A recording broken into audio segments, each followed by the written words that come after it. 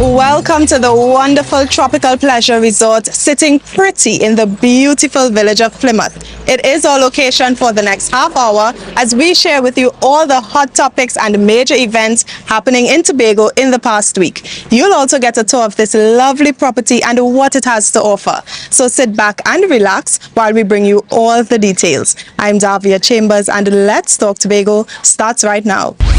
The countdown to the Tobago Heritage Festival kickstarts with the Are We Heritage on the Road Caravan.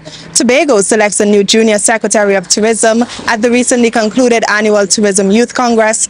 We have all these stories and more when Let's Talk Tobago returns. Stay with us. Tropical Pleasure Resort provides 11 guest rooms that sleep from 2 to 6 persons. Each air-conditioned room offers a kitchenette, Wi-Fi, smart TV, and a private bathroom for a quiet getaway.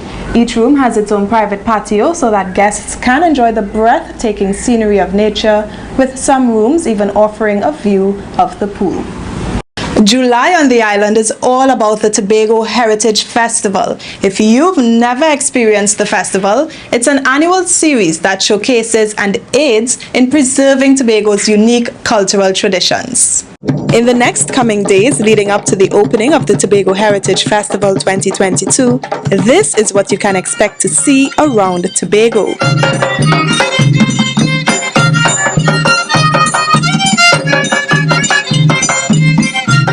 It's being called Are We Heritage on the Road, executed by the Division of Tourism, Culture, Antiquities and Transportation in an effort to bring awareness to Tobago's signature cultural event, the Tobago Heritage Festival. It is designed to promote the Heritage Festival because after we have been devoid of it for 2.5 years, we figured that it was time to really take the heritage, which really belongs to the people, to the people.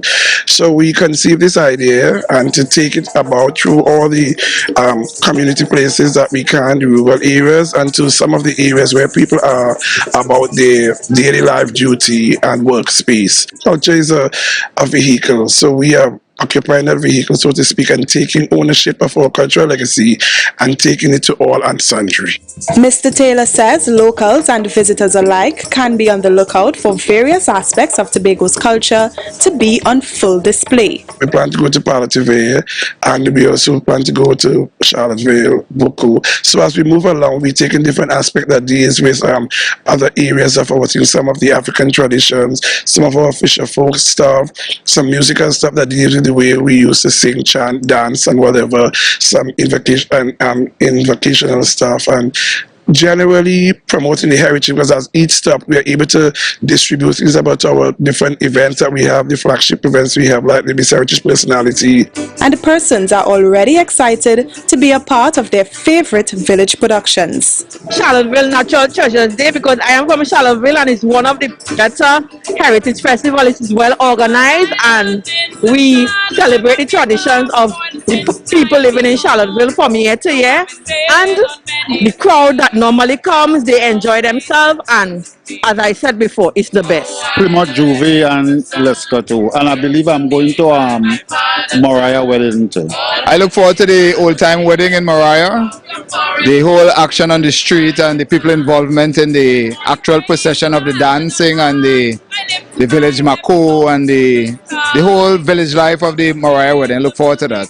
The Tobago Heritage Festival starts on July 22nd with the opening night production spearheaded by the Tobago Performing Arts Company, or TPAC, at Shore Park Complex from 8 p.m. Tickets cost $100 for adults and $50 for children.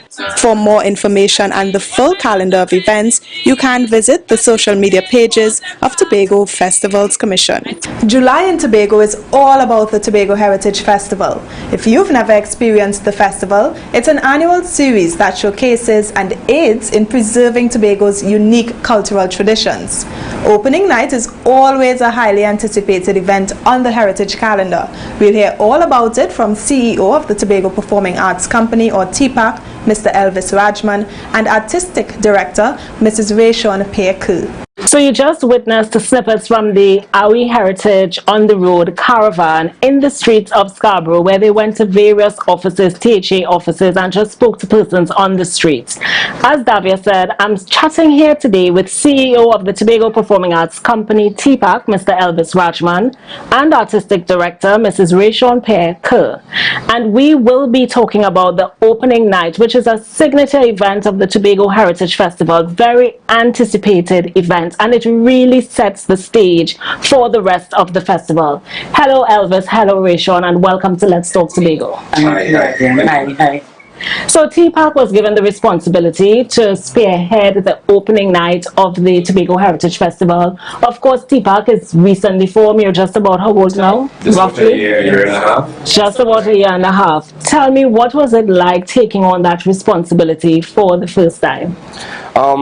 We were elated, excited, still very fearful because there were a lot of moving parts, but this is what the company was created to do. The company was created to really be the vehicle that leads the creative sector on the island, and no better way to do so by the start of the Tobago Heritage Festival. I mean, this opening night sets a tone for what the entire festival is going to be. So we jumped in the process, both feet. We just jumped in, and of course, with an able-bodied team of professionals as the artistic director and the film director and the music director and our dance and movement coordinator, or orchestra coordinator, Mr. O.J. Richards.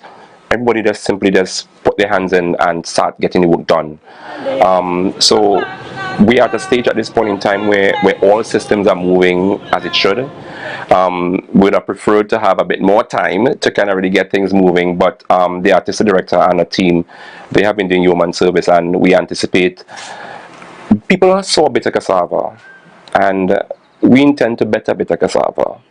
That is the intention. So people can anticipate a very entertaining night, but full of theater. I mean, we go into the history because we are focusing on something that is very near and dear to us, which is the silk cotton tree. But I will allow the artistic director to go deeper into that. Before we go into that, I want to touch on the auditions and the response from the creative sector. I mean, you spoke about the fact that the time was not very, very long. Yeah. And I saw the casting call for the auditions. Tell me, what was the response like from the creative sector here in Tobago? I mean, it was tremendously exciting. People in all areas of performing arts, in dance and music, just kind of threw their hat in the ring. Children come out. What we saw, and it's important to mention this, we saw a very delicate blend of the mature veteran performers, those who have walked the length and breadth of the Heritage Opening Night, those who know the process. We also saw a lot of children from all of the creative and cultural groups across Tobago, the Youth Quakes and the Rhythmic Vibrations and the Zantes, you name it. We saw those groups represented. And what that did is that it said to us that all people in the communities are looking for spaces with which the training can be extended, and with which they can come in and just share in our own storytelling, because we know Tobago stories excite all of us. And what I found interesting is that the auditions deadline, it closed very quickly. It did. The thing about opening night is that we're balancing complement. Size of cast, because you know the larger the cast gets, the more management it requires, and the bigger budget it needs. So coming out of the opening night auditions, we naturally had more than we needed, and so just in keeping with the numbers that was conducive for the production and for the show, we kind of had to shave that down. But what we also do, and I have to mention and commend the Heritage Personality Committee, those people who were unsuccessful in the opening night audition, also through the direction of the CEO, we moved them over to the Heritage Personality. In that way, everybody kind of get a piece of the pie, everybody get the opportunity to share and to perform, and of course to generate some level of income.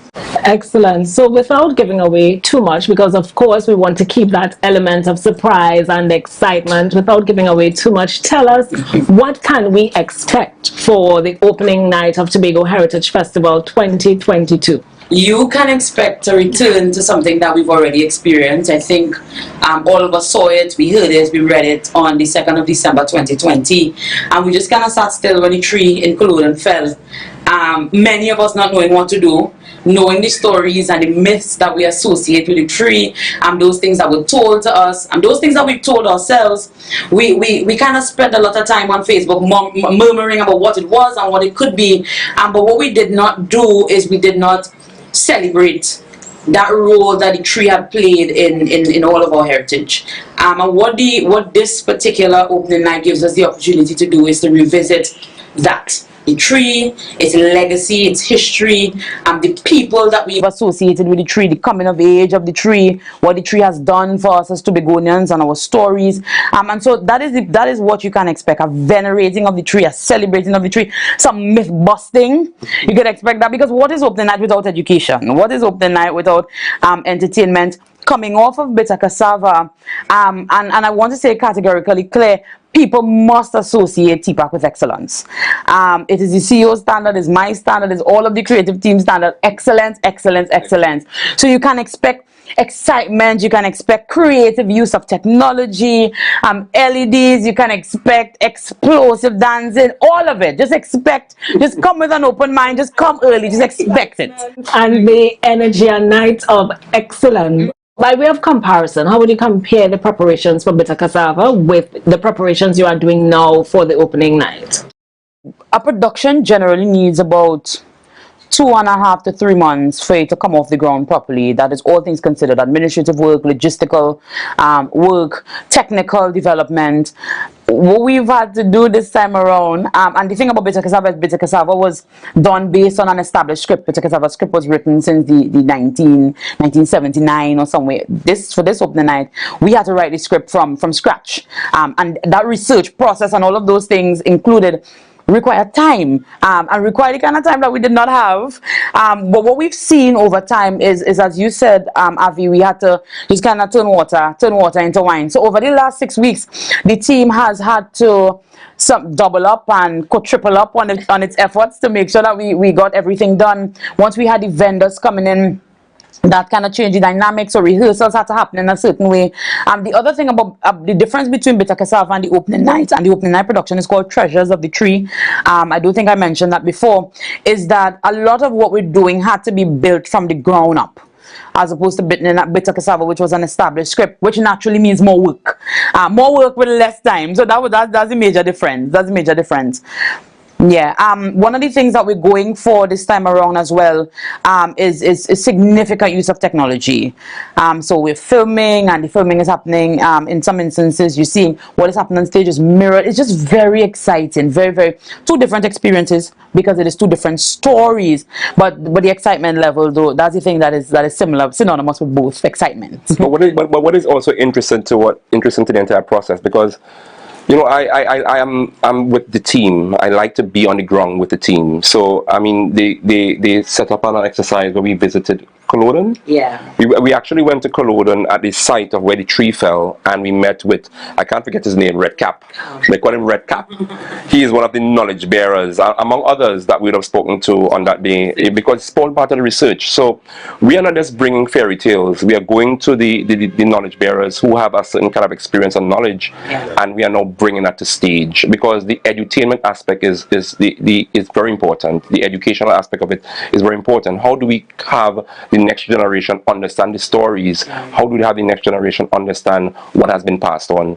So we have found a very interesting way of putting it on stage, and no better team to do it but TPAC. And we are happy that we've been given these sort of mandates to kind of really lead the way, and we don't take that lightly. We take it very seriously.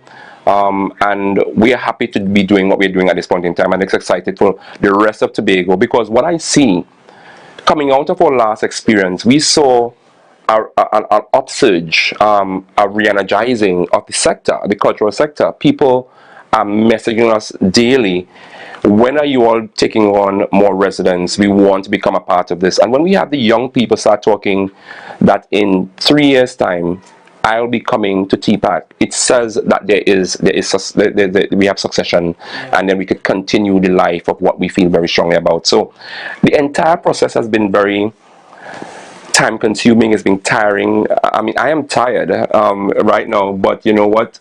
But you all are Excellent, absolute excellent, lovers of what you excellent. do. Yes, yes. So it doesn't feel like work. No, it does not feel like work. We're happy. We're very happy. We're happy. Excellent. So Elvis and Rayshon, thank you so much for joining us on Let's Talk Tobago. I just want you to close off with telling Tobagonians, and not only Tobagonians, because that weekend we are going to have a lot of Trinidadians on the island. In fact, all July, August, right through the year, we have a lot. Our domestic tourism is booming. Just talk to the people in terms of coming out on Friday 22nd. It is Friday 22nd of July. So what I would say, join with TPAC, join with the division, join with Festival Commission. Let's break some records at Shore Park Cultural Complex. The Shore Park Cultural Complex has a seating capacity of 3,500. We want 3,000. We're giving a little 500 for COVID spacing, but we want 3,000. So we really want people to come from all ends of the island, from Charlottesville, Pembroke, Lescotto, Plymouth, Canaan, come out. But we also want our brothers and sisters, or culture lovers, or activists from Trinidad. Journey on the boat. It's only $100. Come over. You'll have a wonderful time because, one, you'll have a drop-dead performance on stage led by TPAC and some of Tobago's best creatives, as well as you get to really immerse yourself in some of the culinary delights that the Tobago Heritage Festival has to offer. And then it gives you an insight as to what you can expect for the rest of the season. So we ask you to come out, but one thing I have to stress, it starts at 8 o'clock. I'm going to look directly at the camera. And 8 o'clock. 8 o'clock. It starts Not at 8 Tobago o'clock. time. 8 o'clock. 8 is 8. 8 o'clock. Because what has been our experience is that with the anticipation, because a lot of people got very excited once they heard that TPAC was in the lead in terms of this process, because people were kind of boggled down in terms of they think it's the same old thing. So there's a level of anticipation, but with the anticipation, it means more people. And then, of course, we have to go through our processes. We're still going to do our COVID protocols to ensure that people are safe, people wear their masks, and we do our data collection and everything. But people need to be there ahead of time. So therefore, I would recommend people are there at least 25 minutes before start time to get your seat. Because the house opens at 30 minutes before. Yes, correct. Yes. Okay, so you open at 7:30. Yes, the house opens at 7:30. And what I would say is that you, much like me and all others, we've had to sit for the last 2 years and just experience the heritage virtually, which was something that was very foreign to all of us. Yes. But heritage is back. Heritage is back with a bang. And if I was you, I would not be home. I just wouldn't do it. I just would not do it. Next week, Friday, the 22nd of July, 8 p.m., Shore Park.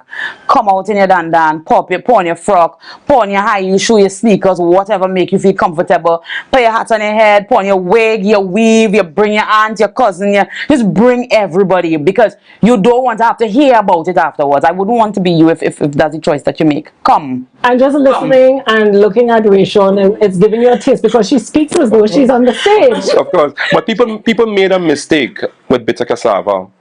The first time we ran the show, people thought it was just a regular thing, and they missed it. And everybody else that missed it after. So we have been getting a lot of calls. When are you going to do this again? And we have a surprise which we'll share in the upcoming days. Don't let the opening night be that. Let this be a fashion statement. Come out in your full thing. Go buy all your seamstresses, get your big frock, your big dress. Come out nice. Let me celebrate the culture in fine style, and we could do that. Thank you so very much. Just in terms of tickets, just a reminder that tickets cost for adults $100, and for children it is $50. You can get tickets at Tobago Festival Commissions along with some other outlets. But if you don't have the time to purchase the tickets before, you can get it on the night of the show, because like the CEO said, show up, I get room. So come. I think you will have to reconsider that 7:30 opening time, especially if you're selling tickets. But that's for another conversation.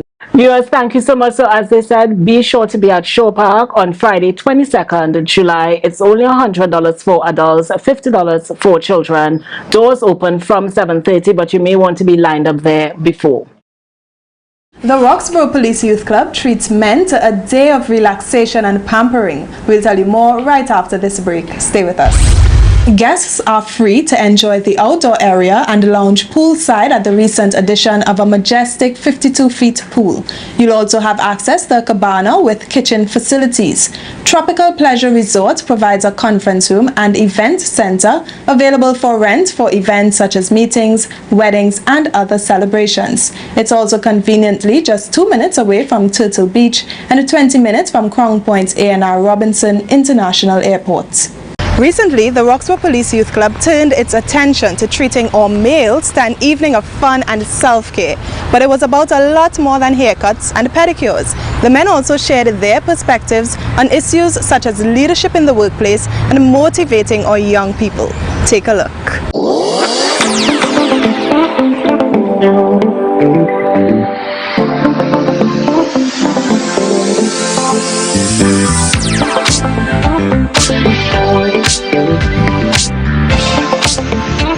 From very early, allow your children to know that you value them and you love them. Everything that you do with them, let them understand that daddy is doing this because he loves you. He wants you to, to be a good person. He wants you to be successful. He wants you to develop in the right way. And continue along that line. Do not allow yourselves to become separated from your children. We have been doing our share, our part to contribute to the education scape and to deliver young men and women who could meet the challenge of what is before them. But what I tell my students is the same thing. You're fearfully and wonderfully made. And to prove it, I would tell them that before you went to school, you were learning without anybody taught you. Who taught you to walk? Who taught you to talk? Who taught you your name? So I try to let them understand that even before you went to school, you had the capacity to learn. We just have to build on it. I am in a privileged position to pass on and to make sure that I mentor and coach these young men sufficiently that they too will come and create their impact. They too will come and represent the fire service in a real sense and understand the true philosophy of being a fire officer so that they would contribute to the development of our society. As an administrator, it's basically like fulfilling a father figure role as well, because you are the head of the division, and of course you would set your standards just as you would set standards for your home and ensure that the public service regulations, instructions are upheld, all right, just as you would have rules in your house, so you would try to use the same knowledge of managing home with the theory that you would learn in terms of the different subject matter areas to work within the division. And I mean, from time to time, yes, members of staff will have different issues. Some people might be home related, some might be within the workspace. And as the head of the division and carrying out the father figure role there at the division, you are to be able to listen, communicate effectively with your staff so that they understand what are the requirements and apply your own experience as a father when you're treating with issues of staff.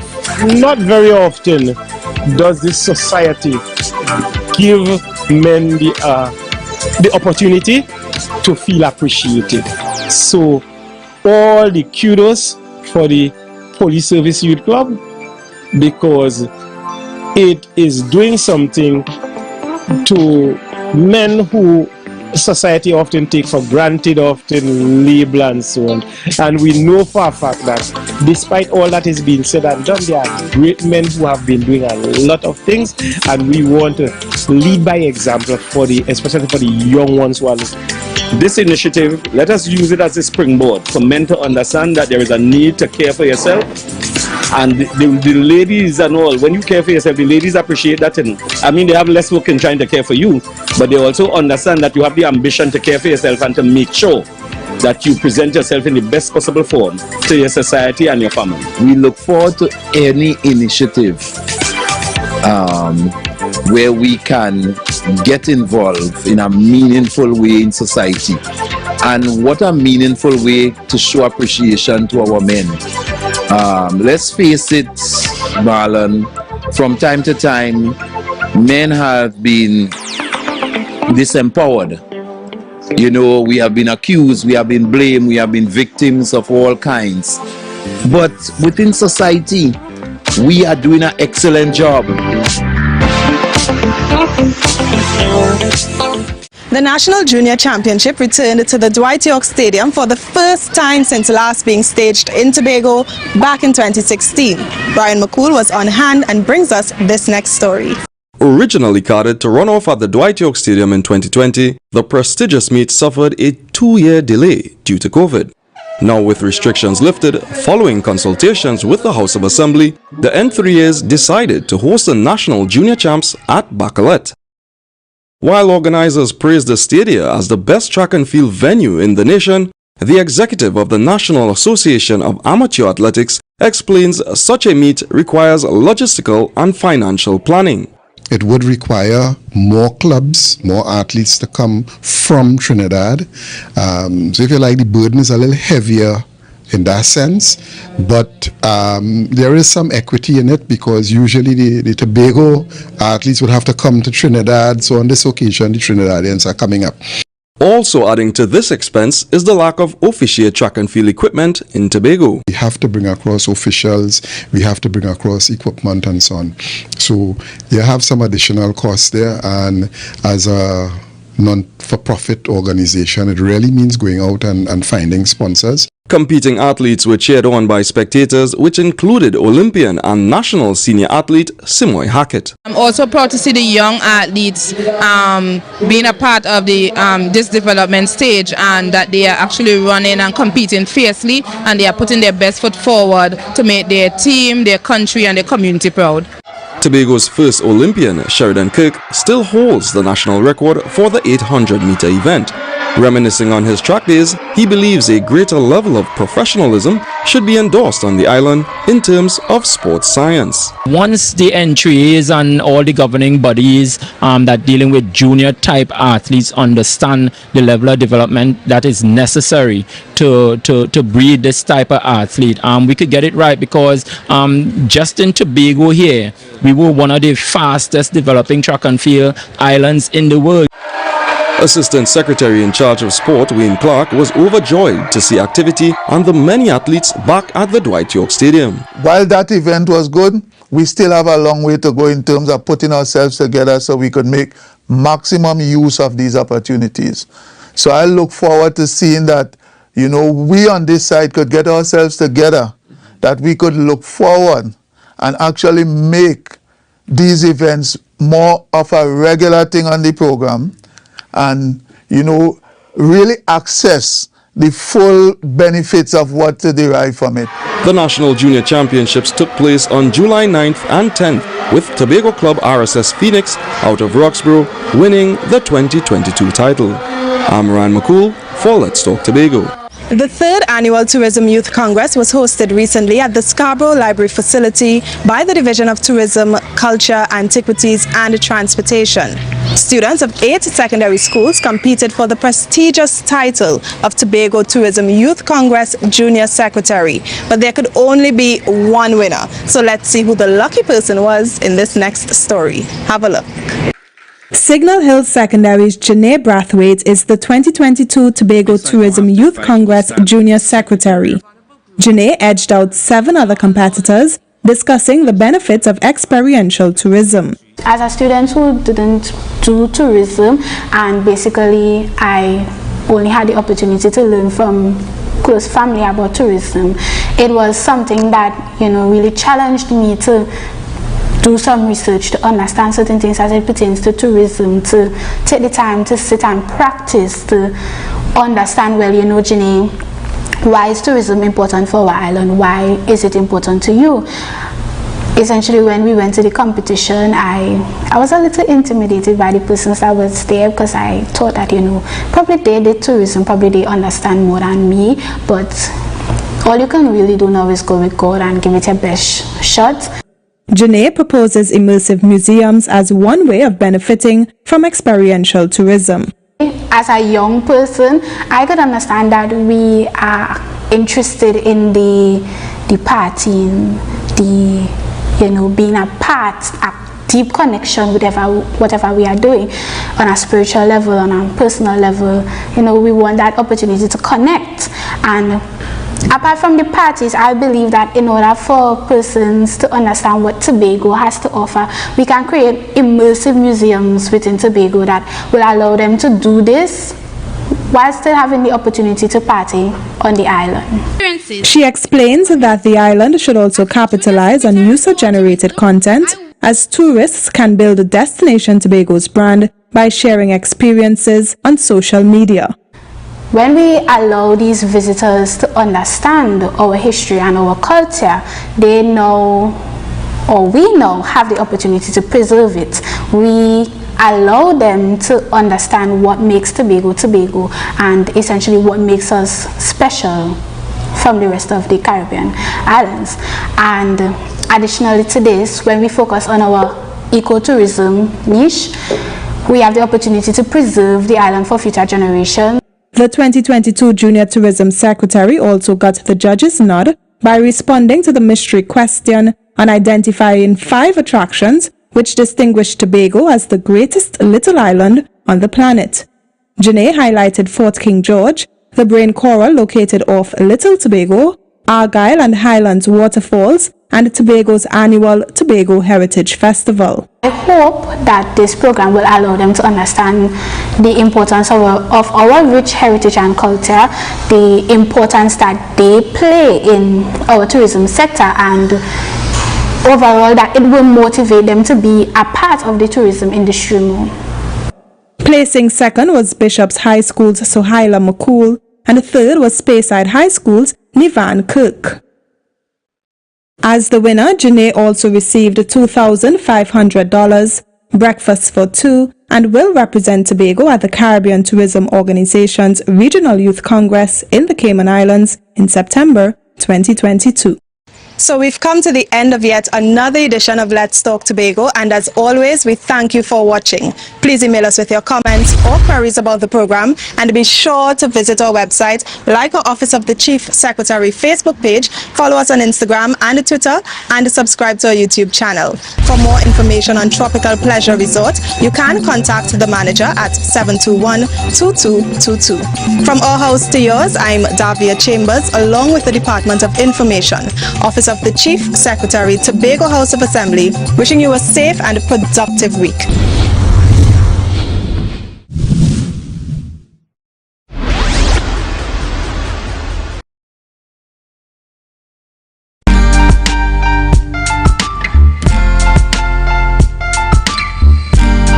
Put a smile on your face when you're moving from place to place. Good morning, good morning, morning. Good morning, morning.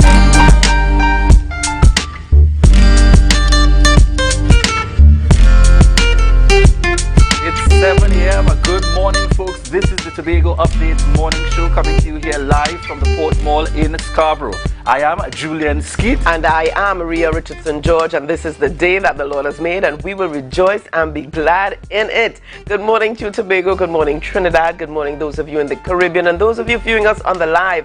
Good morning, Julian. Hi, good morning, Maria. Good morning as What's we continue to happening give God thanks for life. It just feels at times like those cameras are moving.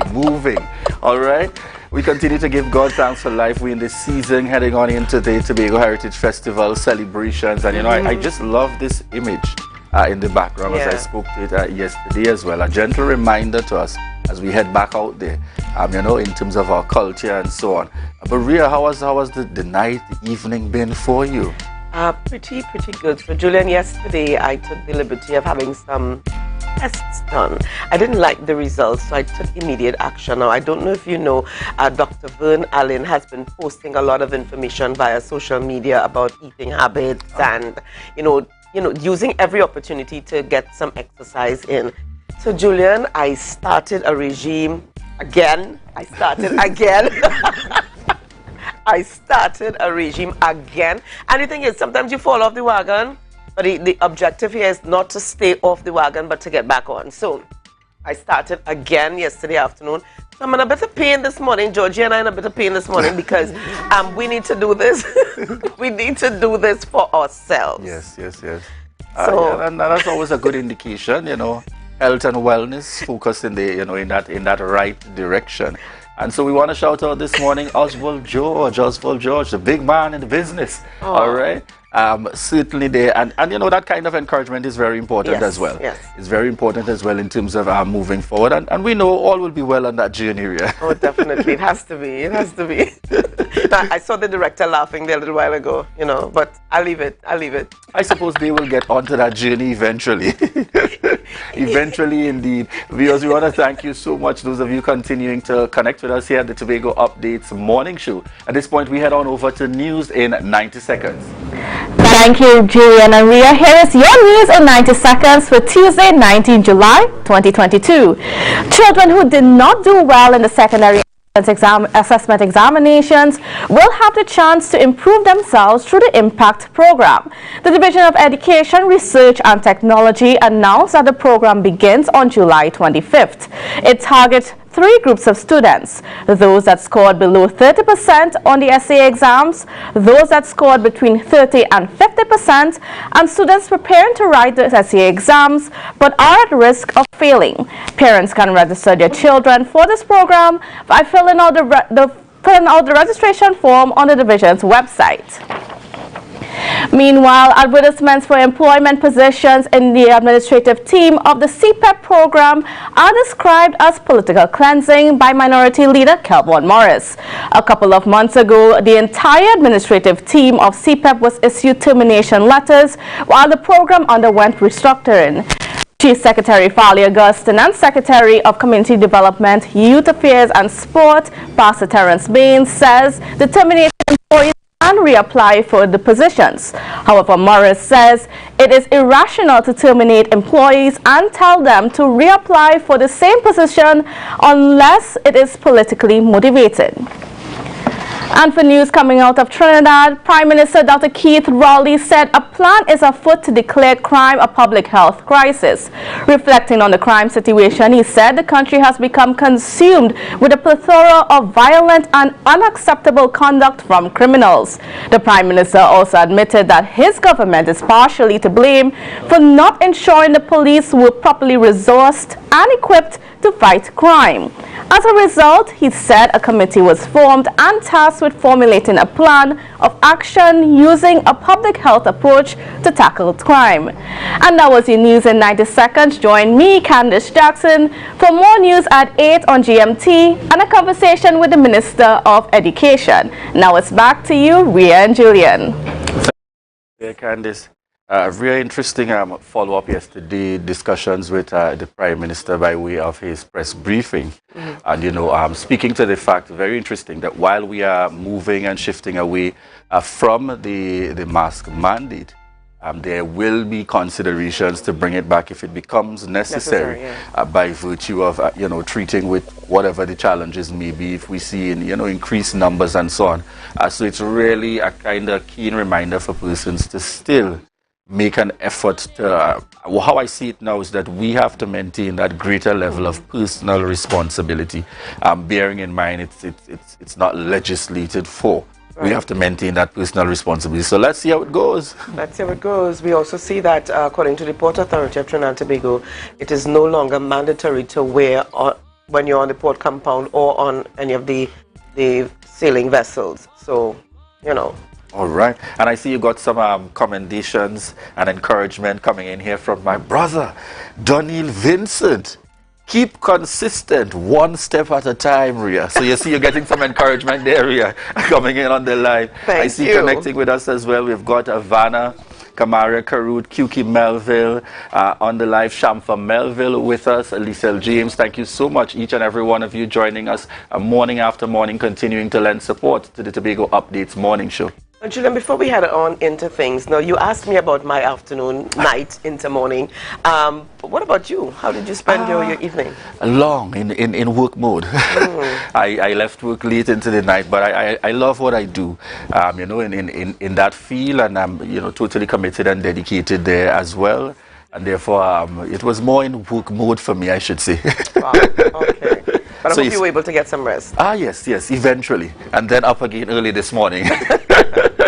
All right, viewers, we head on into our birthday celebrations. Birthdays coming to you. And we get started this morning with Langdon Phillips. Langdon Phillips, we want to wish you a happy birthday coming from the Tobago Updates family. All right. And then we've got Esther Leith Lashley celebrating her birthday. And this is my cousin-in-law out there. Happy birthday going out to you, Esther Leith Lashley.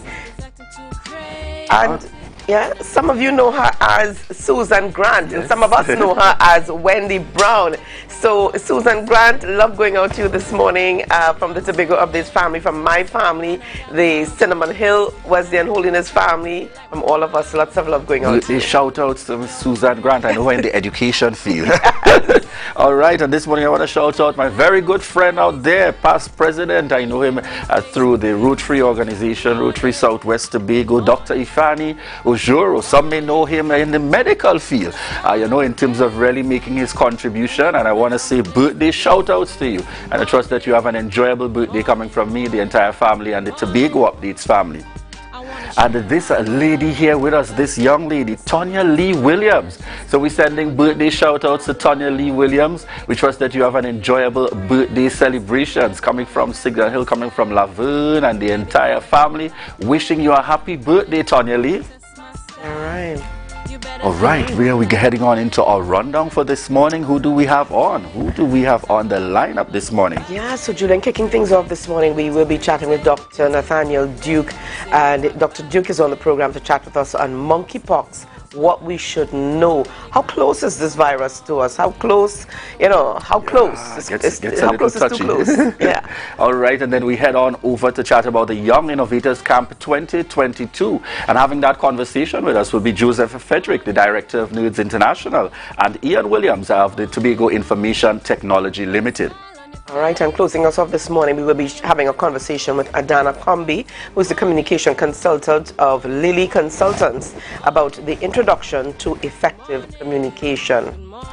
All right, so viewers, that's what we have for you on the rundown this morning. We're looking forward to chatting with you. Remember to continue to connect with us. Thank you to each and every one of you, those of you joining us via TV, those of you listening to us on the radio, Smash Radio and Street 91.9 FM, and those of you connecting with us online. This is your opportunity to share the live, share the live, share the live. Good morning, morning. Good morning.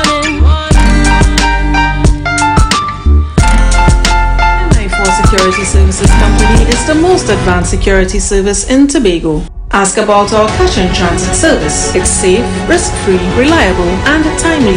We provide safe banking delivery for all business types and sizes with highly trained staff, 24/7 monitoring, coordinated emergency response, and a well-maintained fleet of armored vehicles. Contact us at 660-7723 or visit our website at www.mi4securitytt.com to sign up today.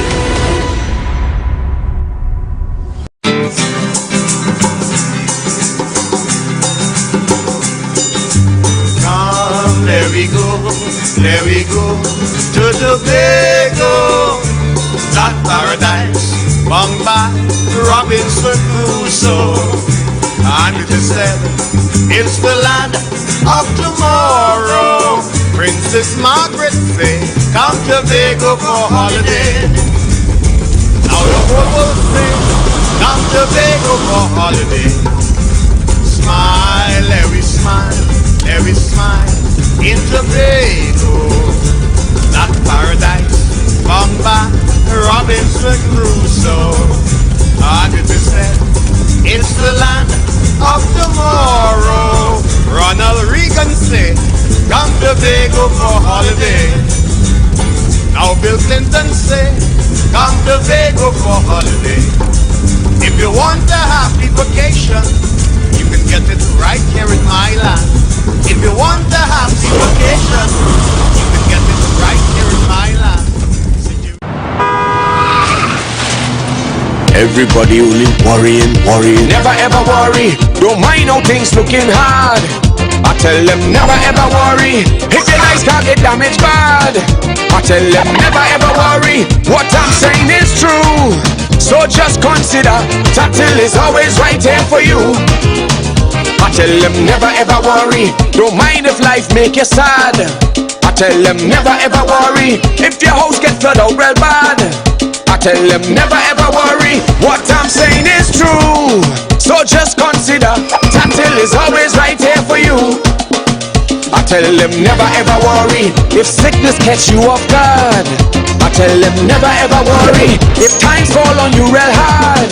I tell them never ever worry. What I'm saying is true. So just consider Tatil will always be here for you. Never worry about a thing. Tatil, where people are people. You know what I mean.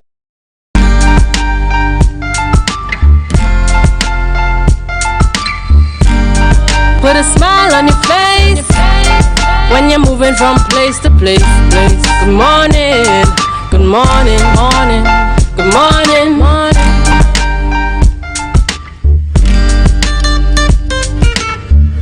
It's 7:13 a.m. viewers, and welcome back to the Tobago Updates morning show, coming to you here live from the Port Mall in Scarborough. At this point, viewers, before we head on into this segment, we want to just remind you that Opulence Global, that's Opulence Global, is coming to Trinidad and Tobago. Opulence Global heads to Trinidad July 18th and 19th from 5 to 7 p.m. at the La Jolla Auditorium, St. Joseph, Trinidad, and to Tobago on July 21st from 5 to 7 p.m. at the Scarborough New Testament Church of God Conference Hall. Learn how to start your own business. Come meet Opulence Global's Senior Vice President and Chief Designer, Sana Homan, together with our local leaders that will help you open the doors to financial freedom through Opulence Global Business. Book your seat for free. All right, and remember to call them at 1-868-341-0715. That's 341-0715, and that's Juliet Roberts. Or you can connect with them at opulence.com/Juliet Roberts. So that's opulence.com/Juliet Roberts. And reminding you to connect with them. Opulence Global is coming to Trinidad and Tobago. Trinidad on July 18th to the 19th. Which would have been yesterday and today, and to Tobago on July 21st. That's Opulence Global, folks.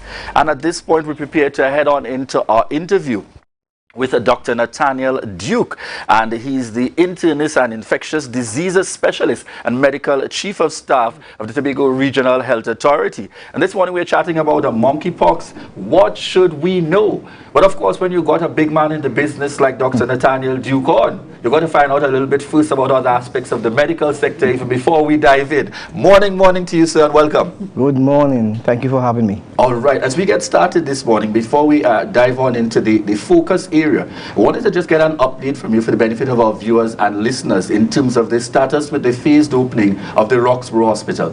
Okay, so what was originally said is that Roxborough will be open on a phased basis. So what we have done, we were successful in starting the specialist outpatient services in the Tobago East, and that's a major leap.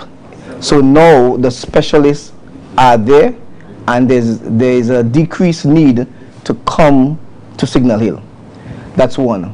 So those services are on Tuesdays and Thursdays. So we have our OBGYN, we have pediatrics, we have internal medicine, which are happening on those days. We are soon to bring on general surgery and urology as well.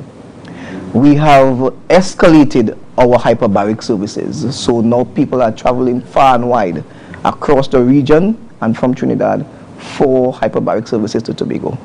We have just we are doing the first pediatric hyperbaric service in the Caribbean right now, and that's ongoing, and with a collaboration from the pediatric hyperbaric team in the United States. We have started our dialysis service.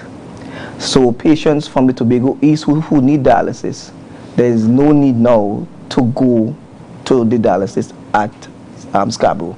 The dialysis unit is fully functional, equipped, commissioned, and staffed.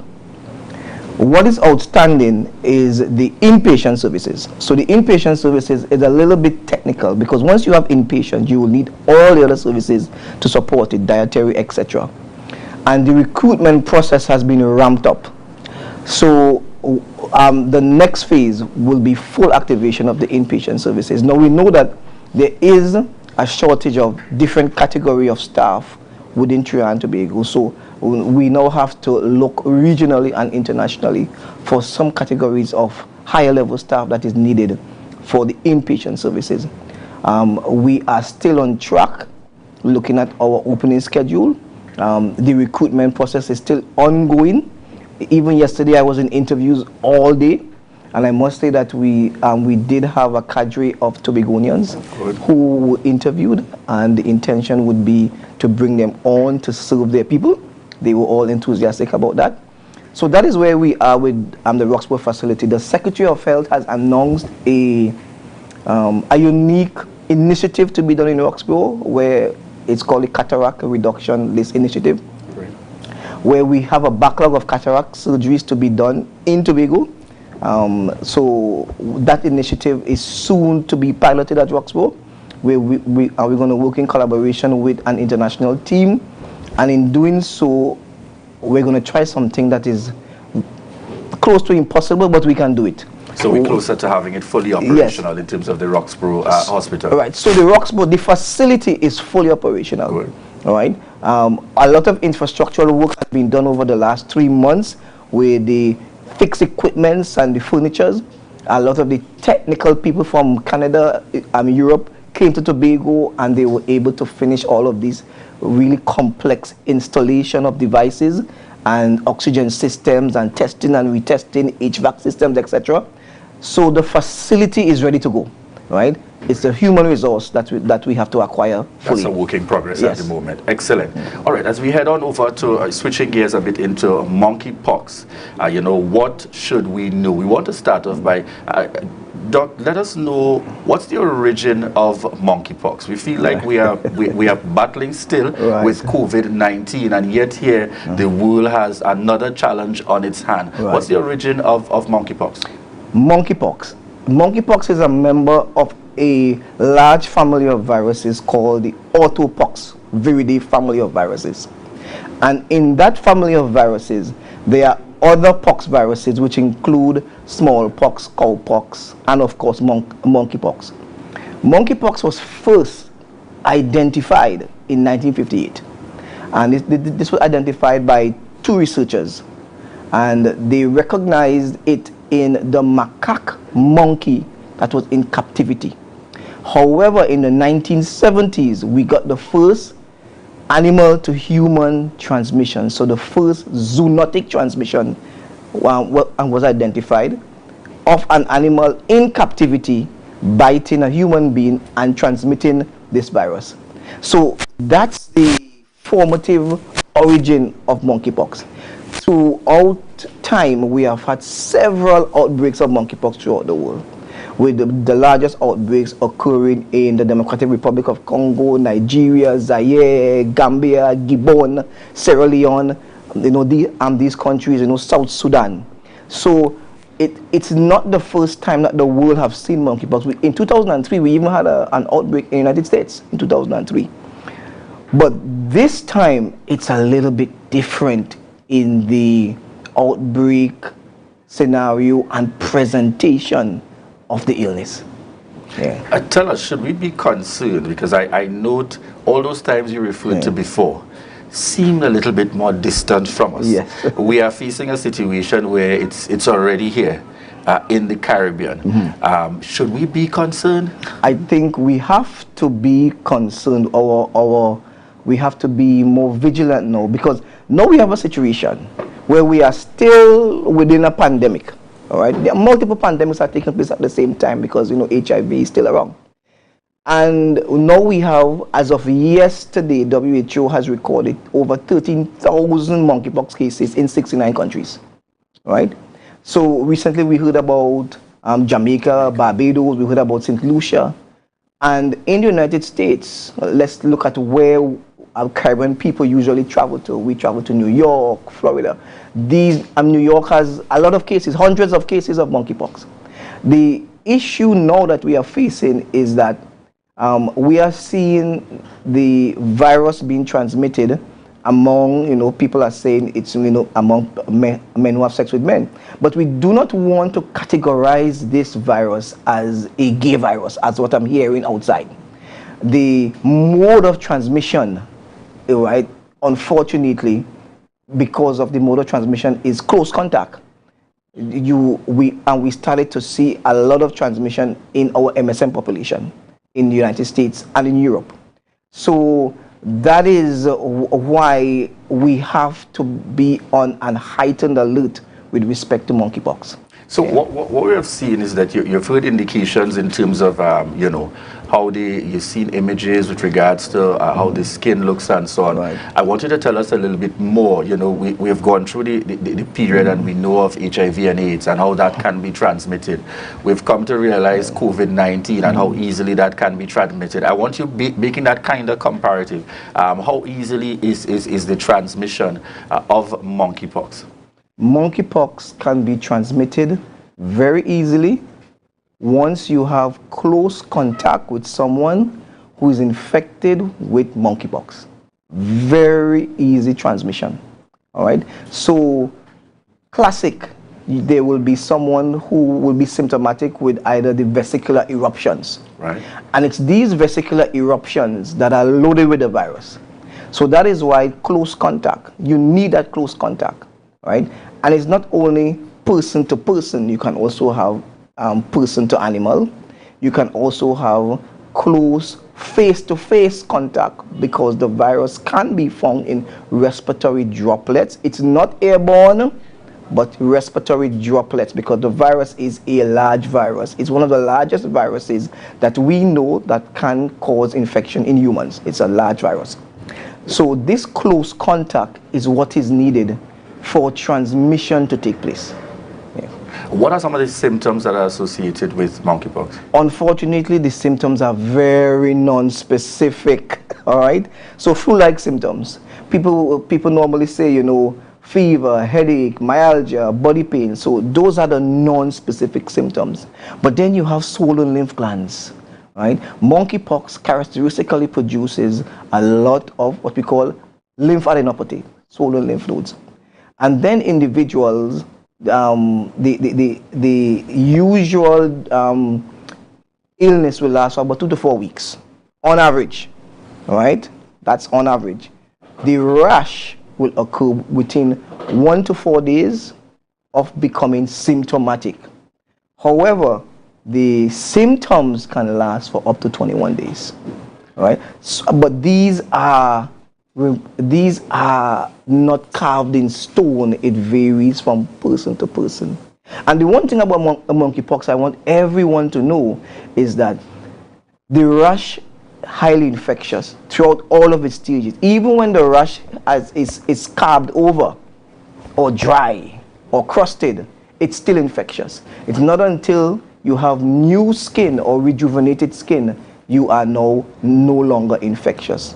And as we wind down this morning's interview, our preparedness here, we knew for a fact, we heard statements from the Minister of Health before COVID reached here. It's not a matter of if, it is a matter of when. Yeah. Is it the same kind of thinking with monkeypox, or we are still hopeful? And tell us just very quickly in terms of our preparedness here in Tobago to treat with such a challenge. Yes, it's a matter of when it's going to come. Our preparedness here in Tobago has already started at all healthcare facilities. There have been a lot of high-level meetings chaired by the secretary on this. The clinical awareness program is going to center on what we describe as the 3 I's. Identify. So first one has to identify or have a high index of suspicion that this lesion might be that of monkeypox. There is a case definition that must be met. Then after you identify, you isolate that individual. And after you isolate, then you inform the necessary chain of command, the county medical officer of health, Ministry of Health, and of course the Division of Health. So the 3 I's is going to be the pillars on which our protocols are going to be based. Identify, isolate, and inform. All right, folks, you've heard it here. We're getting some insight into looking at the issue of monkeypox and what we should know as a population. As a gentle reminder, these are certainly different times and challenging times that we are living in, calling for us to have a greater level of responsibility as far as is possible. All right, thank you very much, Dr. Nathaniel Duke, infectious diseases specialist and medical chief of staff of the TRHA, in terms of joining us here this morning. All right, so viewers, at this point we want to thank you so much for the continued support, and we are preparing to head on over. Just as we continue to recognize you in the Tobago space, we continue to head on over to recognize here in the good stuff this morning. And this morning, Tobagonian wins a tennis tournament in Jamaica. Congratulations! 13-year-old Tobagonian Bijan Hall wins a junior tennis tournament in Jamaica last Thursday. Let's congratulate Bijan Hall. Bijan Hall is from Mason Hall, Tobago, and a student of the Harmons SDA School. He is from Crusoe's Isle Tennis Club in Tobago. Congratulations to you, 13-year-old Bijan Hall. And this is our good stuff this morning. As viewers, we want to remind you, feel free to submit information to us regarding anything you feel that we should feature as the good stuff, recognizing our outstanding performance here in Tobago. All right, viewers, we thank you so much. Those of you joining us via Gael, the channel, those of you joining us via MNE TV, those connecting with us on Smash Radio and Street 91.9 FM, and those of you online, this is your opportunity to share the live, share the live, share the live. Excel Spa by Haley, where our highly trained staff are ready to deliver the top-class services in facial massages, waxing, nail enhancement and body treatment. We are ideally located at Coco Avenue, Susolines, Tobago. You can find us on Instagram, Facebook, TripAdvisor, or you can call us on 730-0149. Exhale Spa by Haley. Relax, renew, and rejuvenate.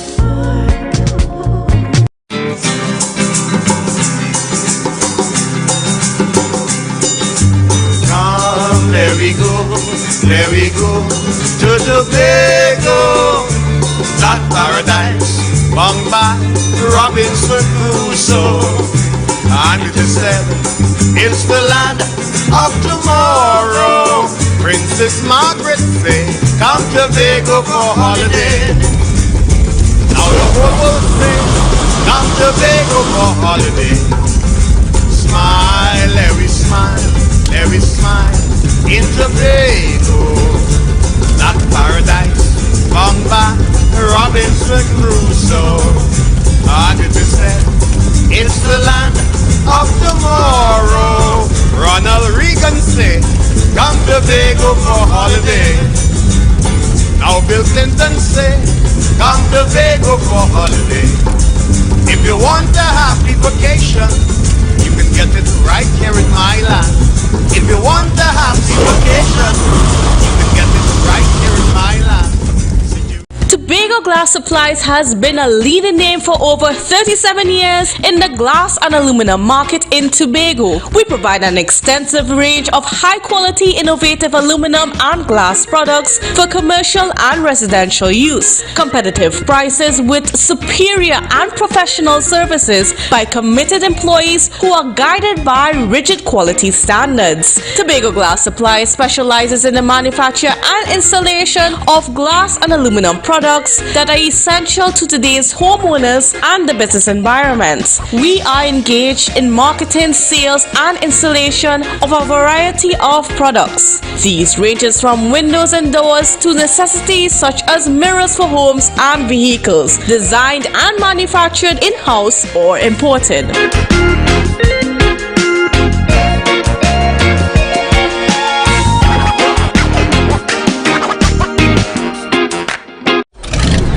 National borders, our first step to security, but a possible access point for guns, drugs, crime.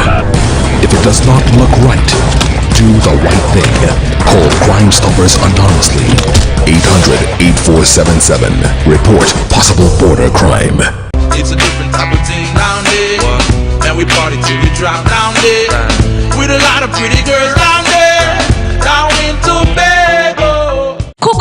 Cafe, the buffet restaurant that specializes in all your tasty local dishes. For breakfast and for lunch. Breakfast includes coconut bake and sada roti, served with chokers, bull joil and sausages in tomato sauce. Not forgetting beef and cheese pies, shepherd's pie, macaroni pie and rice in various styles. Meat served in a variety of flavors, garden salads and pasta salads. All this accompanied by fruit juices, coconut water, your choice of a great combination to appease your taste buds. So call us today to order, as we are here to accommodate your busy schedules or if you are having a cooking day off.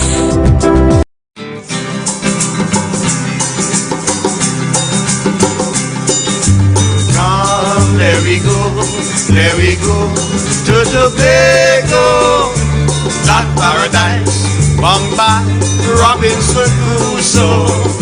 And it is said, it's the land of tomorrow. Princess Margaret say, come to Tobago for holiday. Now the whole world say, come to Tobago for holiday. Smile, every smile, every smile.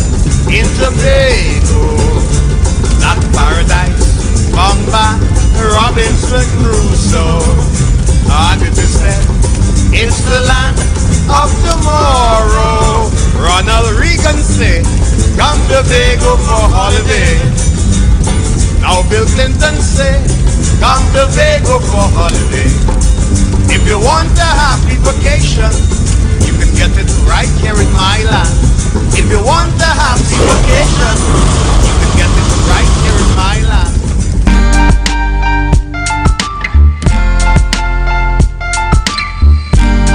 Put a smile on your face when you're moving from place to place. Good morning, good morning, morning, good morning, morning.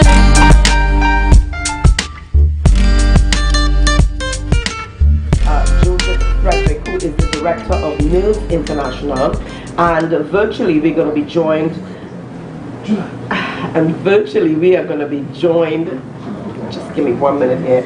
These things happen, viewers. Hi, welcome back again, viewers. My apologies. Welcome back to the Tobago Updates morning show. We're chatting this morning with Joseph Frederick, who is the director of Nerds International, and virtually we will be joined by Ian Williams, who is the Tobago Information Technology Limited, who represents the Tobago Information Technology Limited. And this morning is about the Young Innovators Camp 2022. Joseph, good morning and welcome to you. Hi, good morning, Ria, and good morning to your viewers, and thank you for having me on your show. Always a pleasure to be able to chat with you. Now, Joseph, let's start by talking a little bit about Nerds International, where you got the name and how long it's been in existence. Well, Nerds International, we started in 2009, and it was centered on the fact that in our space, Tobago, Trinidad and Tobago, being bright, being a bookworm was not necessarily a cool thing. However, when we look at our world, every usable thing, every thing that has been created that is of value to our life is usually primarily created by someone who is a bookworm or who is a nerd. And so we thought it best to create a brand that would make being bright more attractive to our people. Now, in some psychographics and some demographics, being bright is an amazing thing. But in others, it is scoffed at. Right. And it appears to be the cool thing to say, me no know, we're talking about. And when you know. Sometimes you don't know. If you look at what has been happening as it relates to our performance, you would recognize that for some students, it is cool to fail an exam. It's a cool thing. Whereas for others, they recognize its importance to wealth generation, to changing their lives. I am a product of a farmer and a housewife. Things were really hard. No, things are not that great now, but they are way better than they were when I was growing up, because my parents saw the need to invest in our education. And so Nerds International and Young Innovators Camp is centered on ensuring that our young people are given an opportunity to see the value of being smart, the value of being intelligent, the value of seeing that the marketplace that we exist in, it is changing. There are reports and there research that suggests that thus far we have had about 2 revolutions in our world. One was the agricultural revolution, where we moved from the hunter-gatherer to the farming model. Right. And the next one was the industrial revolution, where we are shifting away from the agricultural aspects of doing things where land and labor were the most important, to now where industries. So wealth now is defined by the setting up of factories and producing value-added products. However, the data seems to suggest that we are moving away from it. And we are moving now to a more knowledge-driven kind of economy, where the new currency is how much do you know, and what you can do with what you know, how you can innovate. And that's why innovation, if we are looking to diversify the economy, as many of our leaders are speaking towards, we need to see the value of innovation. We need to also create a distinction between innovating and innovation. When I innovate, I possibly create a new idea or a new concept. But innovation is being able to generate commercial activity as a result of that new idea or new concept. And that's why Young Innovators Camp is very important to our society. We need to have our young people seeing themselves as innovators. Speak to any group of young people, Ria, and they're going to tell you, I want to be a doctor, I want to be a lawyer, They never speak about how can they innovate and add value to our society. And we need to have our young people see themselves as, I see with a tablet and a phone, right, as possibly persons that can create the next best thing in terms of communication. Google and Facebook and these companies are investing a lot of money to move us from these handheld devices that we have to whatever else comes next. We need our young people to actively see themselves as possible participants in what comes next. Innovation is important. You mentioned a while ago that, the Nerds International has been in existence for the past, since 2009. Now, what have you seen along the way? I mean, tell us about, have there been success stories? What innovations, inventions have you seen? Well, we have not, it's a process. And as you seek to develop the space, re-innovation, it's important for us to recognize that one of the first things that we would have to do is that we will have to ensure that we build the capacity. So what we have been doing, and that's why at this present time, for this year's camp, Young Innovators Camp 2022, we have centered on ensuring that the participants are provided with the foundational knowledge in things like animation, because very important to your television production. Can we have animators? A lot more young persons getting involved in animation. Animation, yes. Yeah. And one of your workers here, Mr. Julian Joefield, he's a past participant in Young Innovators Camp 2018. You say with such pride. I'm proud because when he saw the flyer come out, I immediately got a call. Mr. Frederick, I would like to sponsor a student, a participant, and I felt really proud for him to come forward without any real push from anyone, I would believe, to one, recognize how important it is for us to have another edition of Young Innovators Camp, and for him to participate in that way by providing a sort of sponsorship to one of the young persons who would be attending the camp. So commendations to what you're doing at Tobago. Yeah, definitely. You have me stumped here, because this is a young man that we're really proud of here at Tobago Updates, really, really proud. But more than that, to see the need to invest in another. But we want to invite Mr. Ian Williams into the conversation at this time. Ian Williams, good morning. Good morning to Ian. Good morning, Ria, Mr. Frederick, good morning, and good morning to all the viewers. Now, Mr. Williams, I want to ask here, why did you see the need to have the Tobago Information Technology Limited partner with Nerds International? All right, so Tobago Information Technology is in no way new to this form of innovation, STEM camps, etc. All right, and this year we would have said, you know what, let's encapsulate something all-encompassing, all-encapsulating. So we would have focus on things like etc. But Mr. Joseph and his team would, for many years, as he just would have said to you, been in the fight exposing persons to the technology, to the animation, electronics, different facets. All right, so we saw that now is high time that we can amalgamate it, have something similar to a public-private partnership where the benefit could be the students or the young persons in Tobago being exposed to this sort of innovative thinking in the quest that not instantly, because sometimes with innovation you plant the seed, you don't get it instantly, but within a period we can see these persons working to bring something disruptive out of Tobago. For instance, like how we see what TikTok is doing to the world, how Uber has changed how persons travel and even eat. All right, Zoom, Netflix. So we can have persons here thinking outside of the box, all right, and having the capacity and the resources to work those ideas right into fruition.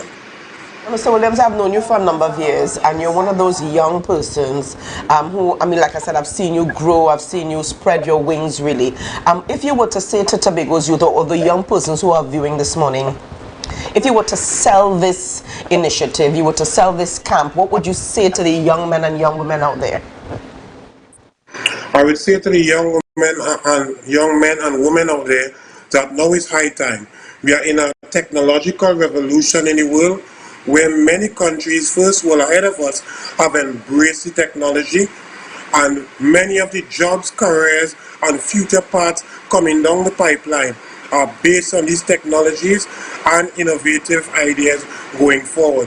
So I will urge persons to come forward, tell the parents, tell the teachers, reach out to us via online, get some information, call the 211 contact center, because this is your opportunity to be exposed in a dream or path to having a better lifestyle, not just for yourself, but also to thrust the island and the country forward in terms of economic activity, etc. All right, so now it's high time for this type of activity. Thank you so much. Mr. Frederick, let me come back to you here for just a short. I heard what Mr. Williams had to say there, and you were an integral part in this, and I have to applaud you for doing this, for taking time out of your vacation, because you are on vacation. In fact, you're supposed to be on vacation, but you're finding the time to invest in Tobago's youth. I want to talk about the opportunities. Our young people today need to know, how do I benefit from this at the end of it all? They don't just see the process. I mean, I grew up in a generation that we enjoyed the process until we got to the end, to the destination. But they need to know, what am I getting at the end of this? How can this work for the individual who signs on to this camp, who is a part of this camp? How can it work for the individual? Yeah. Let's first look at how can it work for Tobago, Trinidad and Tobago. There is, the World Bank commissions a study that looks at competitiveness, where they evaluate the economic, social, and environmental factors that lend itself to economic growth. For countries to remain competitive, for countries to be competitive, it means right away that there is going to be increased job opportunities once countries are competitive. Now, one of the indicators, one of the measures of competitiveness, is innovation, or the ability of our people to innovate. If you have economies that are unable to innovate, then you have what we call the laws of diminishing returns taking place. Whereas more workers are added to the workplace, proportionally you get less returns from it. And as such, rather than the economy growing, the economy is receding. Right. So right away, as an island, if we are serious as an island about building and expanding and providing job opportunities for our young people, because you speak to any young person, the first thing they're going to tell you is that they need jobs. So if we are going to provide the job opportunities, then we must see the value in innovation. So at a global island scale, Young Innovators Camp provides that necessary stimulus in the minds of the young people to see themselves not just as workers in our workplace. And you know, generally you would hear people say that they're fed up, they're bored, because most likely there is not that much innovation taking place. So if we are to get persons that are excited about the world of work, and our research was conducted in Europe, And the research looked at high-performing companies. And one of the things that stood out to me with high-performing companies was the fact that they charge premium costs for the products that they offer. What that means is that because they are very innovative, they can charge large amounts of money for the products that they offer. And that's what we want here in Tobago. So we want our young people to recognize that as a result of they being able to understand and develop their skills in things like animation, robotics. Of course, within the camp we have innovation design and also programming. It affords them an opportunity to increase their wealth-generating capabilities. Elon Musk, the richest man in the world at this present time, he evaluated the workplace. And you know, from time to time he may say some things that we may not like. But he evaluated the world of work, and he said that as it relates to being employable in the future, several of the skills that we presently place focus on would have little or no value in the future of work. In addition to, around Europe, there have been talks about universal basic income, and one would wonder, what are we talking about universal basic income? Because they have recognized how disruptive their technologies are going to be. And so a lot of persons may, because they have not equipped themselves with the necessary skills, may be displaced out of the job market. And so they have attempted to create a social safety net called universal basic income, where every single person would be given a minimum amount of money for survival. Those who would be able to rise above that minimum would be those who have the unique skills that we at Young Innovative Camp are attempting to provide our young people. Can you animate? Can you program? Can you do electronics? Can you take an idea? Because many times we hear people say this, that I just saw a product, but you know I had an idea. Can we provide our people with the skills necessary to take an idea from just being an idea in your head to being innovation, to being able to generate commercial activity as a result of that innovation? So in terms of the benefits that our young people can derive from attending Young Innovators Camp 2022, one is that they would expand on their knowledge base as to what are the changes that are occurring in the job market. One thing that we are always going to say is that nothing is constant. The only constant is change, and we must, if we are to provide our young people with future job opportunities, we must equip them with the skills. Must.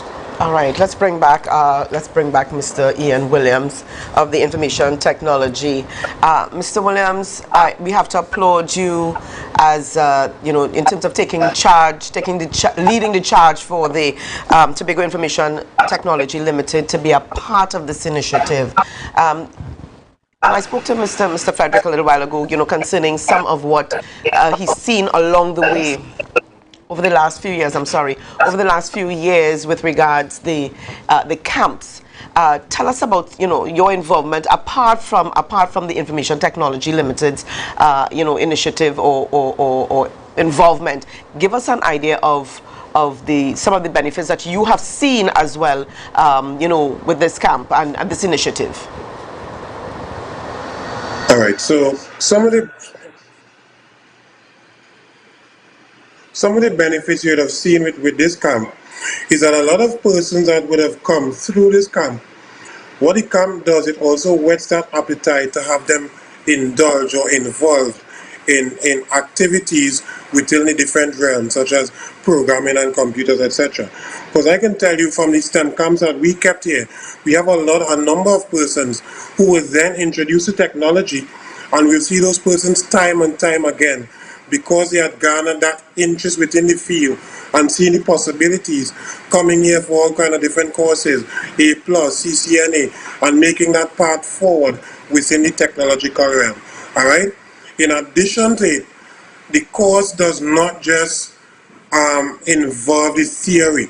What do? We try to blend a lot of tactile, having the different things such as your robotics, etc., where persons have to use their mind, the initiative, think outside the box to get some things built. All right? And when you could do things like that, that can move into a lot of different parts within your career. I can give you an example. The pandemic turned me into a farmer. And when I brought persons that asked them how much to bill a pen, how much, and it's crazy. But from time and time, working robots, CAD, etc., I was able on my own to, I wouldn't even call it a pen, to build something so magnificent. And because of working like projects like this, the same can be benefited from persons within these innovation camps. Not just to use it to work for people, to work to the benefit of even yourself and what is your plans going down the road. So that's an example outside of the technology that I could simply bring to you with regards to, you know, day-to-day benefits from these type of innovative and thinking courses. All right, thank you so much. And I see here Liz G on the live is saying, Mr. Williams, brilliant collaboration between Nerds International and the TITL young people. The sky is the limit. God bless this initiative. All right, so, you know, certainly you guys are on the right path. How can our young persons get involved? And what's the age group? I'm saying young persons, but is it only open to young persons as we know young persons? Well, anyone can innovate, but at this present time, we are focusing on young persons between the ages of 10 to 15. Because we recognize the importance of sowing a seed, and we need to begin sowing that seed into the minds of our young people, so they can be. Because I would sometimes say, and forgive me for saying it, that most of the opportunities available to us may have long passed. Most of them, there are still opportunities. However, we can't be selfish. We have to ensure that the next generation, my ability to enjoy my retirement is dependent on the ability of the next generation to be productive. If they are not productive, then most likely the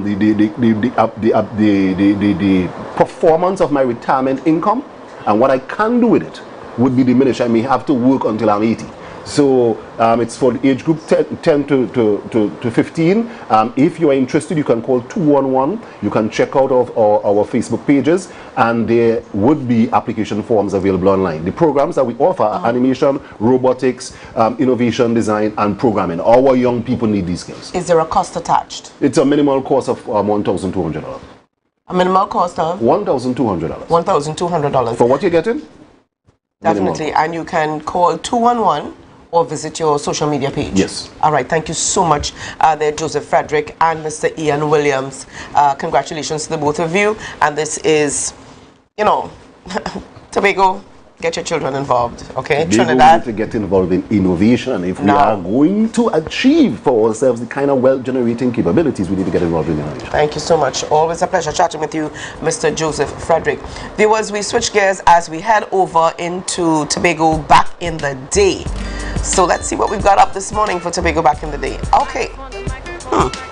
No, you don't get to leave just yet. You're not going to run away. You are going to help me solve this one here this morning. To solve it. Let's see what our viewers on the live are saying. The viewers on the live, Tobago back in the day. What are we talking about? Where are we looking at? Don't spill it yet if you've got it. Let's see if anybody on the live gets it first. Do you have it? It looks like that church in Blackrock. That's what it looks like. Blackrock. No? Blackrock? What church? There's a church in Blackrock by the opposite the playing field. Opposite the playing field? When you're moving from place to place. Is he right? I like that, Joseph. You're asking if you're right. It almost looks to me like This world is getting so cold. Spring Garden. Is that Spring Garden? Just now. Moravian Church. It looks like the Moravian Church just opposite Mount Marie. I'm losing my location just now. When you get to the highway, the Spring Garden traffic light, if you take a left, almost as though you're going back, you're going to Patience Hill, Orange Hill. That's, right, yes. That's the Moravian Church, yes? Methodist? Anglican? Okay, somebody's saying Plymouth Anglican. Nadine Nichols is saying it looks like Plymouth Anglican Church. Okay, you know what? We're going to get it. We're going to get it, but we're going to give our viewers some time to get it. So we're not right? No, it's actually not. So, yeah, so we've got to figure this one out. This one's going to take, it's going to take some time to get right. Okay, but we head over now.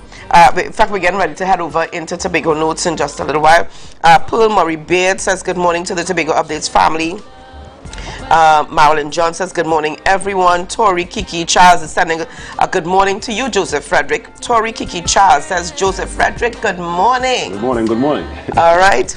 All right, so we're going to get that one. Mikhail Jordan says St. Patrick's Anglican.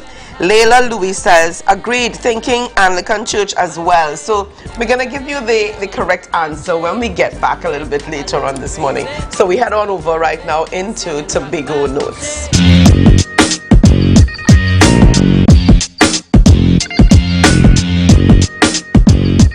Satan may attack you.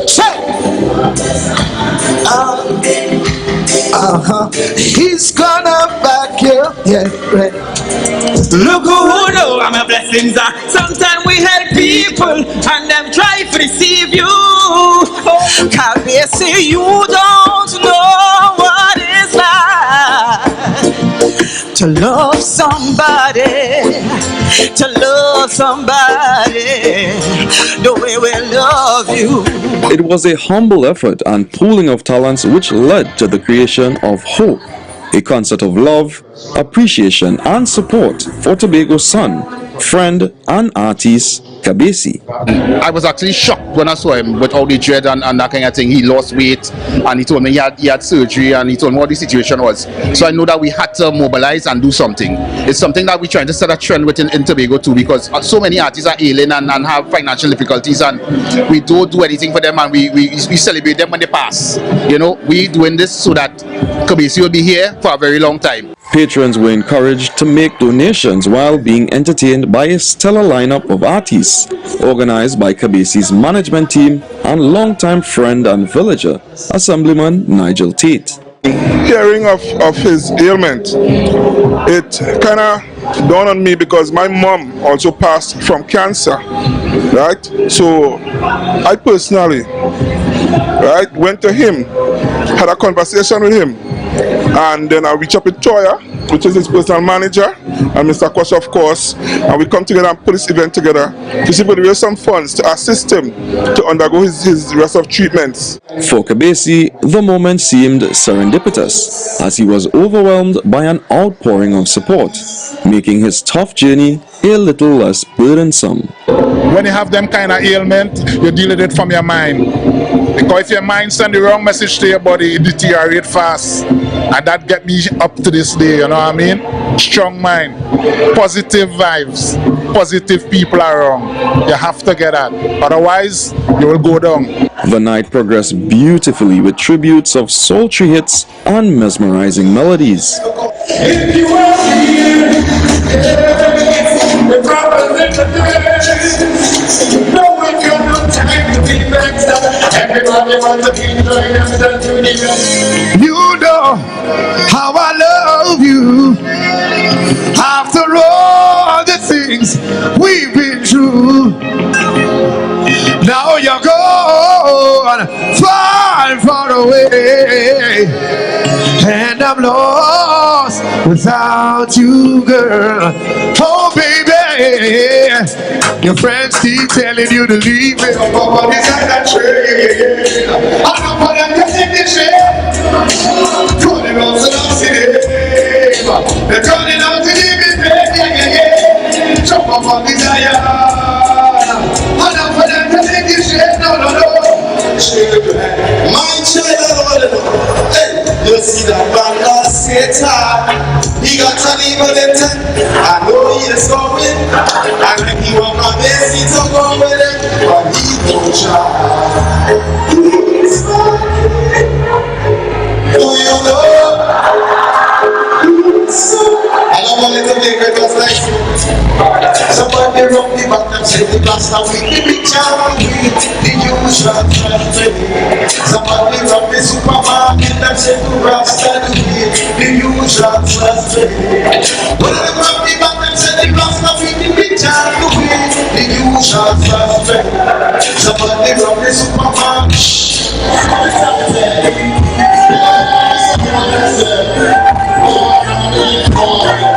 Climaxing the night was a surprise performance from Kabesi himself, who wooed fans with his majestic voice.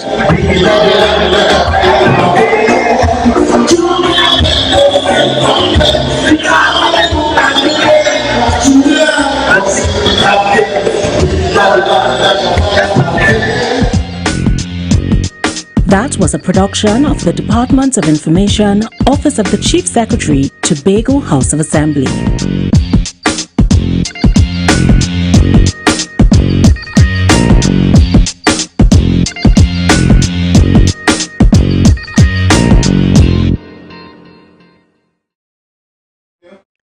Wow, viewers, welcome back. And just before we chat with our guests, we want to go back to that photo of Tobago back in the day, because a lot of persons are weighing in here. You know, Jean Backer says St. Andrew's Anglican Church. Mr. Thomas Sosa is indicating St. Andrew's Anglican, not just St. Andrew's Anglican Church, but before Flora, he adds. Ria Francis says, okay, she says that was a great initiative. I think that's in relation to the Hope the Benefit concert. All right, so it is actually the Scarborough Anglican Church, and that's the church located very close to the Scarborough Police Station. Now that we're looking at it, yes, and my guest this morning, Adana Crombie, she is, yes, she's nodding in agreement. Yes, that's it. That's it. So congratulations to you. And like I said, we need to have some, you know, some giveaways when persons actually get these things correctly. We'll have to talk to our producer, Mr. Parks, on that issue. Yeah, we'll deal with him on that. But we're switching now, and we'll be continuing our discussion this morning. In fact, we're starting our discussion this morning with Ms. Adana Crombie, who is the communication consultant of Lilly Consultants. And this morning, our focus this morning is on introduction to effective communication. Now, Adana, it's good to have you on our program this morning. Welcome. Thank you so much for having me, and it's a pleasure to be back here. I love interviewing with you guys. Oh, so here's to many more. All right, now let me ask you something here. Now, there are a lot of persons who pride themselves in being great communicators. So I have the ability to speak well or to talk. Let me say the gift of gab. Is it that I am an excellent communicator? The only way to weigh or to measure if you're an excellent communicator is if your audience is receiving the message the way you intend for them to receive it. So it's more than my ability to speak. That's correct. My gift of gab, I could talk. But if my hearers or if my hearers are not getting the message that I intend to deliver, then I ain't doing squat. Correct. And there's a process to hearing your message before they receive it. There's a whole process that goes, you know, into the whole communication situation. So before you even speak, you've already started to communicate to your audience. What is the process? Because I guess it goes more beyond. It goes beyond me being able to talk. That's correct. Right. You know, and people take it for granted. As you said, they say, yeah, well, I could talk, so I don't really need help with this. But if you really look at it holistically, communication has three main components. The visual part is what I see before you even speak. Right. Then there's the vocal, your tones, your inflections, the words that you put emphasis on, and then the verbal, which carries only 7% of your overall communication. So the visual carries, you see first, then you hear your tones and your moods and your inflections, like your animations, your gestures, your body language. All this your audience sees while you are in front of them before they even hear what you're saying. So they assess you before you say what you really want to say. Before the message is That's correct. delivered. That's correct. So what you give them, what you give them to appeal to them, will determine how they receive you. You know, so for instance, let's say you are the keynote speaker at an event. You're a professional in the field. You're an expert. You have all the information. They cannot touch you there. You know everything from Adam to now. Right in that field. Right. But when you get there, you're not pleasantly dressed, or you're not wearing a beautiful smile, or you're slouching because you're waiting for them to call you on the stage and you're just sitting like this. You're looking like if I don't really want to be here. So immediately your listener is like, your audience is like, I don't think she wants to be here today. They already get turned off. They don't want to pay attention to the content. Right. They don't want to pay attention to the content that you're bringing to them. So that's the sort of process that goes through the mind, the psychology of a person before they even hear what you're saying. So I can have this beautiful smile, but my tone is monotone. Maybe I am, and maybe that's just my personality. But I may have the beautiful smile, but my hearers are still not going to hear me. Right. They will hear you, but what they will hear is the monotone. And they'll be like, oh gosh, not the message. They will not hear a message. They'll be like, oh gosh, I can't deal with this. And they would want you to have some sort of animation, some sort of inflection, even to bring reference to something else, to at least lively up the message that you're trying to transmit to them. All right. Now, all of this conversation, viewers, is because there is an introduction to effective communication for success that Miss Combi is hosting, a one-day workshop. Tell us about the workshop. Right. So the workshop, the idea, the genesis for the idea of the workshop is the same thing we're talking about. A lot of people, especially now that we're so exposed to social media and everybody's just online doing this, saying this, and people are just trying to get attention in one way or the other to elevate themselves. And I've noticed that sometimes the message they're trying to send isn't being received in the way they want it to be received, like small businesses opening and they just stick a flyer somewhere, you know, and something and stuff like that. So what I want to do is really let people understand, listen, how you present yourself is the first thing people are going to see about you before they make an assessment to decide, well, I want to participate in this event, or I want to participate in this course, this very course that I'm trying to promote, you know, and just by the way I presented it, I have seen a lot of traction. So I want to help people also to realize, listen, it's not just about a message that I want to send. It's not just that I can speak or I know what I'm talking about, but who wants to listen to you? You know, you have to realize that there are other elements to your communication that will make it more successful and will help you to engage your intended audience. All right. Who is this? Who would you say this course is going to benefit? I mean, do we say everyone? Do we say the persons involved in, you know, whose jobs entail speaking to the public, speaking, you know, who would benefit from this? While all things, this communication is good for everybody, because before we enter the world, we communicate. I always say that in your mother's womb, you start a kick and you're communicating. Yeah. You know that something is wrong. Right. So this particular course or online workshop really is I would specifically target industry leaders, supervisors, managers, people who hold a position of influence in the workplace. People like yourself. I'm on. I mean, I was sold. You know, before you started. mostly workplace audience is what this particular program is targeting, because if you look on the registration form, the age group really starts from 25, because that's just around my age. Yeah, there you go, 25 all the way to 55. You know, and there'll be other courses for younger people, which I also target. But specifically, I am hoping to reach people who have influence in the workplace, managers, supervisors, industry leaders. You know, somebody who just, they have something to say in the workplace, or they have a position of influence and they just have challenges with getting the right people to hear them. All right. Now, I noticed that and this is happening on Saturday the 30th of July, but I noticed 2 different times. Correct. Well, some people could make the morning, some people could make the afternoon. So if you are more available in the morning period, the time is from 10 a.m. to 12 noon, and then there is the session from 5 p.m. to 7 p.m. I try to cater, because I know sometimes on Saturdays people have their errands to run. Some people prefer to do it on Sunday, Friday afternoon, so that's the Saturday morning people, and then there's the evening people who, after they've done all their chores and, okay, cool, I could hop on now. You know, so I'm just trying to capture as many people, make it as flexible for the people that really want to attend. All right. Now, I want you to give our viewers this morning an idea of how they can register. Right. A lot of people have registered from my Facebook thread, Adana N. Combi, I think I am on Facebook, and also my business page, which is Lily Consultants, also on Facebook. The link for registration is there. Failing that, you can also email me at lilyconsultants1@gmail.com or 1-868-797-9797. If you call me there, then we'll do the registration from there. Okay, I think I'm going to have my registration done this morning because I intend to be a part of this online workshop on the 30th. I think that 10 to 12 is going to suit me just fine. Right. All right, but thank you so much for being with us this morning. I trust that all goes well. This is for everyone, okay? Yes. You want to be able to communicate, ensure that your message is being heard. This is for you. All right. Thank you so much for being with us this morning. Thank you. Viewers, we're going to leave it there. We're certainly out of time. Yes, Mr. Director is. So we're going to leave it there. But we head over on to GMT with Candace in just a short. So have a great day. Stay safe. Wear your mask, sanitize, and socially distance. We see you tomorrow. It's Youth Wednesday tomorrow. So have a great day, Tobago. Bye-bye.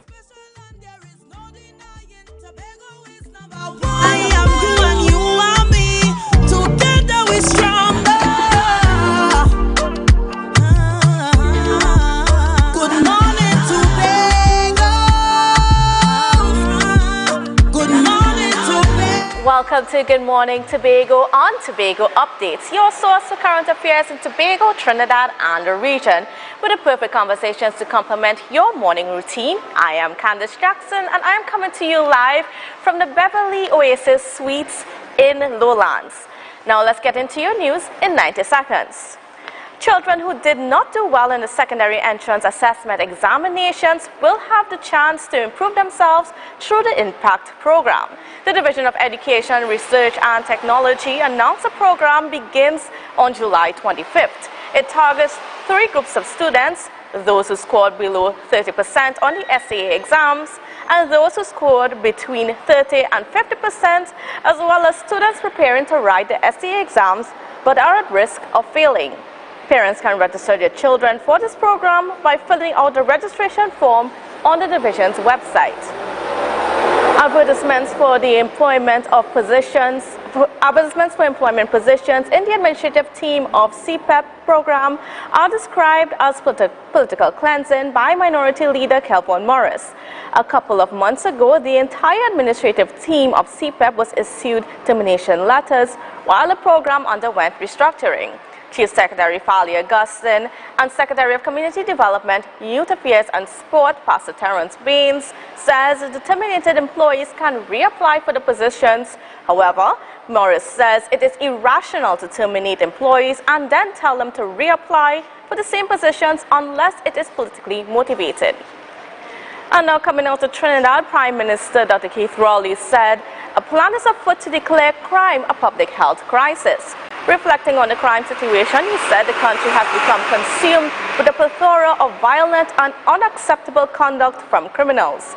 The Prime Minister also admitted that his government is partially to blame for not ensuring police were properly resourced and equipped to fight crime. As a result, he said a committee was formed and tasked with formulating a plan of action using a public health approach to tackle crime. And that was the news in 90 seconds. And we have another jam-packed morning for you. Of course, we are live here at the Beverly Oasis Suites. And joining us on the line is Honorable Minister of Education, Mrs. Diane Gaspie-Dolly. And a special good morning to you, ma'am, and welcome to Good Morning Tobago and Tobago Updates. Morning, good morning. I hope you're hearing me well. Yes, we're hearing you well. It's great to have you on. Now, I'm going to just jump straight into the interview this morning and get started. Now, we saw that yesterday the Division of Education announced an IMPACT program geared towards, helping those SAA students who did not do well. And there's also the announcement for a program with the Ministry of Education for Trinidad. And I just want you to give me an idea of what's the difference between the two programs. Well, I think the two programs are very much the same, with the same intent and purpose, and the purpose really is to ensure that the students going into secondary school who would have been underprepared, and of course we know the circumstances of the COVID and so on, that have a chance at getting their hands and getting a handle on the work that will be expected to be done in secondary school. Plus, 4 weeks of a program cannot make up for all that they would have lost or all they would need to get. However, it will allow ease of transition into the secondary school. What we've noticed is that even during a normal vacation, there is learning loss. And so the indication from our stakeholders is students can themselves grounded in the work if they are exposed to it during the vacation time, and they really do need it. So I think the intentions are the same. Minister, as you mentioned that 4 weeks is not enough. Of course, there's a lot of people that are saying that. Is there any plan for a continuous remedial programs to ensure that these students are really ready to face secondary school? Well, it's not a continuous remedial program as such. What we have discussed with our stakeholders and CAT has agreed to, and we will be rolling out coming from 2022 on a phased basis in selected schools, is a different way of operating schools, a way of delivering the curriculum and ensuring that the students who are underprepared at this time have a firm foundation based on what they should have gotten in the primary At the schools, you would have principals holding out to students the primary school leaving nation. You would have principals holding out to students skills-based learning from younger ages and so on. I have spoken to our principals, and we have put together operations that Cabinet has approved the framework for, which will allow our students, these same students we are dealing with, to be able to get the foundations of what they should have gotten in primary school in their first 2 years of secondary school, and as they move on to ensure that they get their math, their English, and that the skills-based competence of learning is also very much robust. So that is what we have trusted our principals. Some of our selected schools, the schools that we would have the most issues at, and so we are dealing with that as we move into September. So this vacation revision is just the start, is to keep them engaged, keep them immersed, and as they go to secondary school, they will be having a different type of operation, because we want them to be able to achieve, and we want them to have the hope that they can achieve as they head into secondary school, and so we will be working on that at our schools. All right, Minister. Now, the reports yesterday stated that only 27 students so far have registered for this program, but we had over 9,000 students scoring below 50%. Is there any plan to make sure that the additional 6,000 students, over 6,000 students, are caught and are put into this program so that they are in fact ready? Right. This 27 already mean registered. It's in 27. Yes. Yeah, 27 registered. The fact is that this is not mandatory. This is the vacation period, and people would have made different plans. There may be some students who may be involved in different lessons, paying for private lessons and so on. So even though it's 9,000 roughly who would be catered for, who would have been catered for, one can't expect that every student will turn out. And even though we made as well provisions to have it in 33 centers across the country, be able to reach all of the students that we would hope to, naturally you would not get. So during this week, even though last week was registration online, what we opened up this week is that they can be walk-in registration at the centers. So if parents were not able to register last for some reason, they can walk in this week, and we accept the registration so that we are making it available to everyone. There's breakfast and lunch also provided for the students. So we are really trying to make it accessible and easy for the students to come in and for them to be engaged. Has there been any additional students taking part in the walk-in part who just walked in? Do you have any of the numbers as yet? We don't have exact numbers, but since last week, students are walking into schools and registering, so we know it will continue this. We've also brought on the Turn Up campaign, Turn Up, Don't Give Up, to encourage our students. We have influencers on board, and so every week we tend to do some of that. There's the psychosocial dimension of it as well, or guidance counselors, school social workers. They are also presented in the schools every day, also to the parents, because we know that it's a joint to the students as well as the parents. And so we are trying to ensure that it's not just academic, but it's also psychosocial, it's engaging and encouraging, because we want us to understand that even if you did not score your very best on the SCA, that's not the end. And we don't want you to give up. So we want you to turn up, we want you to not give up. We'll be speaking with one voice, both the ministry, our influencers, the different ministries of youth developments, and so community development, sport and development. We're bringing as many influencers on board to encourage our students. This is not the end. It is the start, and we want them to understand that we are here to support you, both now in the Vacation Vision program, as well as when you get into your secondary school, and we want to keep that level of positivity with respect to this program. So that's also a part of encouraging our students to come out. You know, it's going to be more than just math and English and writing, which is important and which is the point of it. But there are also going to be other things to engage you and keep you, you know, excited and encouraged as you come to these programs. All right, Minister, as you mentioned the psychosocial support, there's also a visual arts component to this program. And I just want you to elaborate more on this component and how that will help the students in, preparing themselves better for this next stage in life. Well, there's the visual arts that we are also working with AmCham, and that's going on during this time too. In some schools, we have this mural project that AmCham is doing, and First Citizens Bank.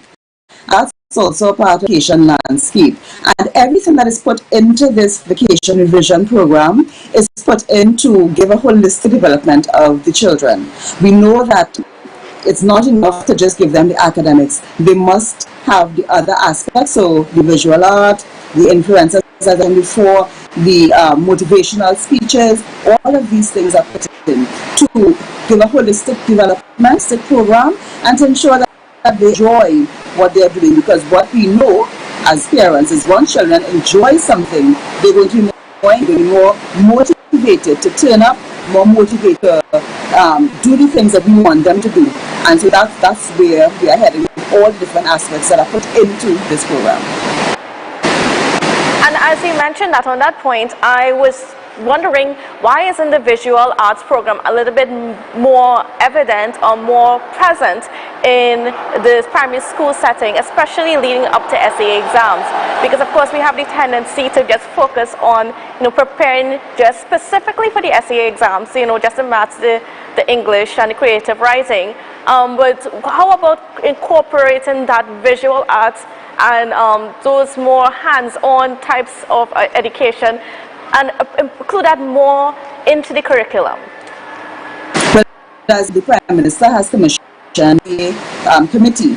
So they have been consulting. They had some consultations a month ago. They have been meeting with different stakeholders, and they are going to present to the Cabinet a report which would show how, and give recommendations to show how we can improve the examination process at the SCA level. And so that is supposed to come to the Cabinet in August.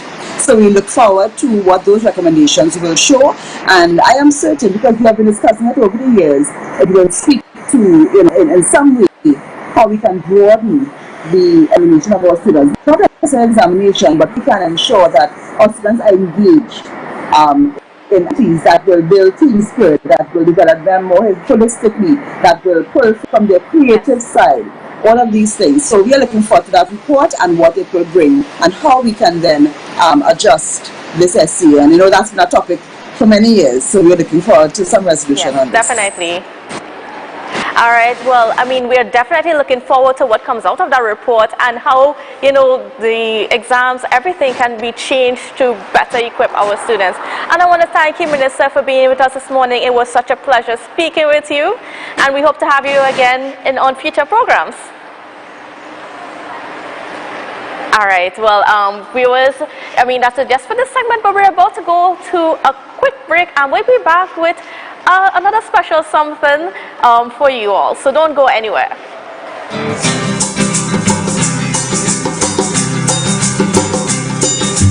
Come, there we go to Tobago, that paradise, bung by Robinson Crusoe.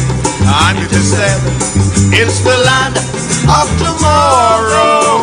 Princess Margaret say, come to Tobago for holiday.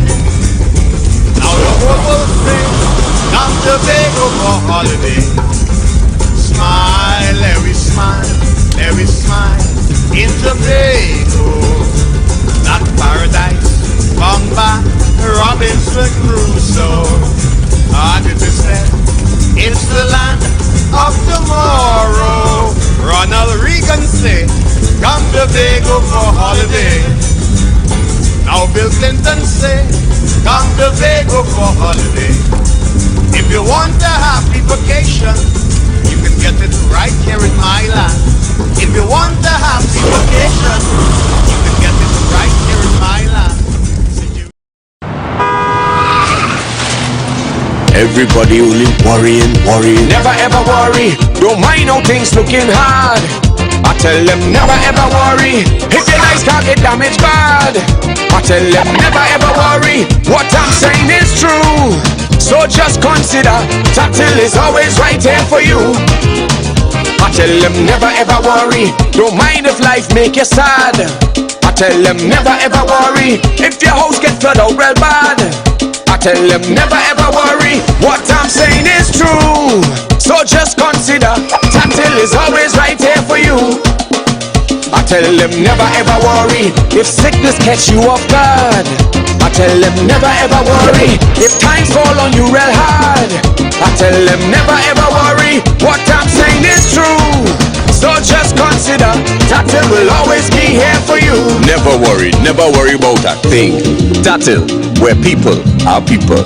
You know what I mean. MI4 Security Services Company is the most advanced security service in Tobago. Ask about our cash and transit service. It's safe, risk-free, reliable, and timely.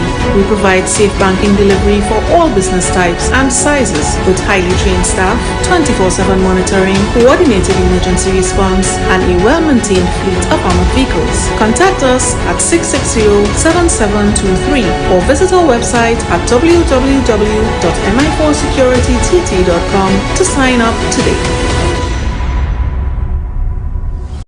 Excel Spa by Haley, where our highly trained staff are ready to deliver the top-class services in facial massages, waxing, nail enhancement, and body treatment.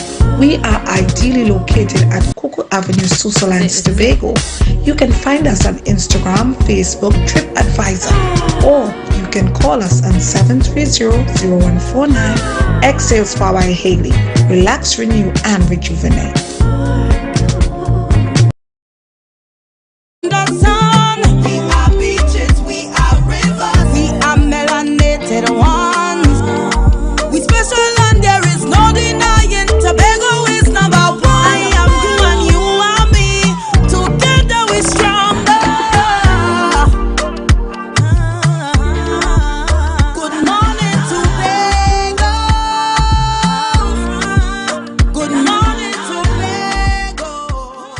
Morning, Tobago, and of course we are here live at the Beverly Oasis Suite, such a wonderful location. Of course we have to thank the ownership of Beverly Oasis Suites for allowing us to be here.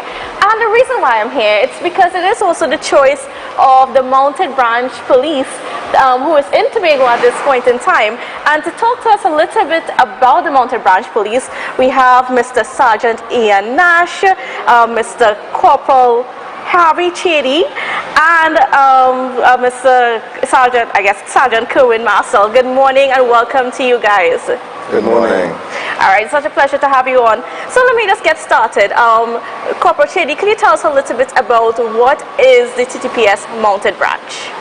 Well, TTPS Mounted Branch is a specialist unit that is a part of the Trinidad and Tobago Police Service, strongly based in community policing and community interaction to develop communities, to foster good relationship with the police and the public. All right, and then I'm not sure who would be willing to take this question, but who can tell me, how did the Mounted Police Branch come about? What was the start of it?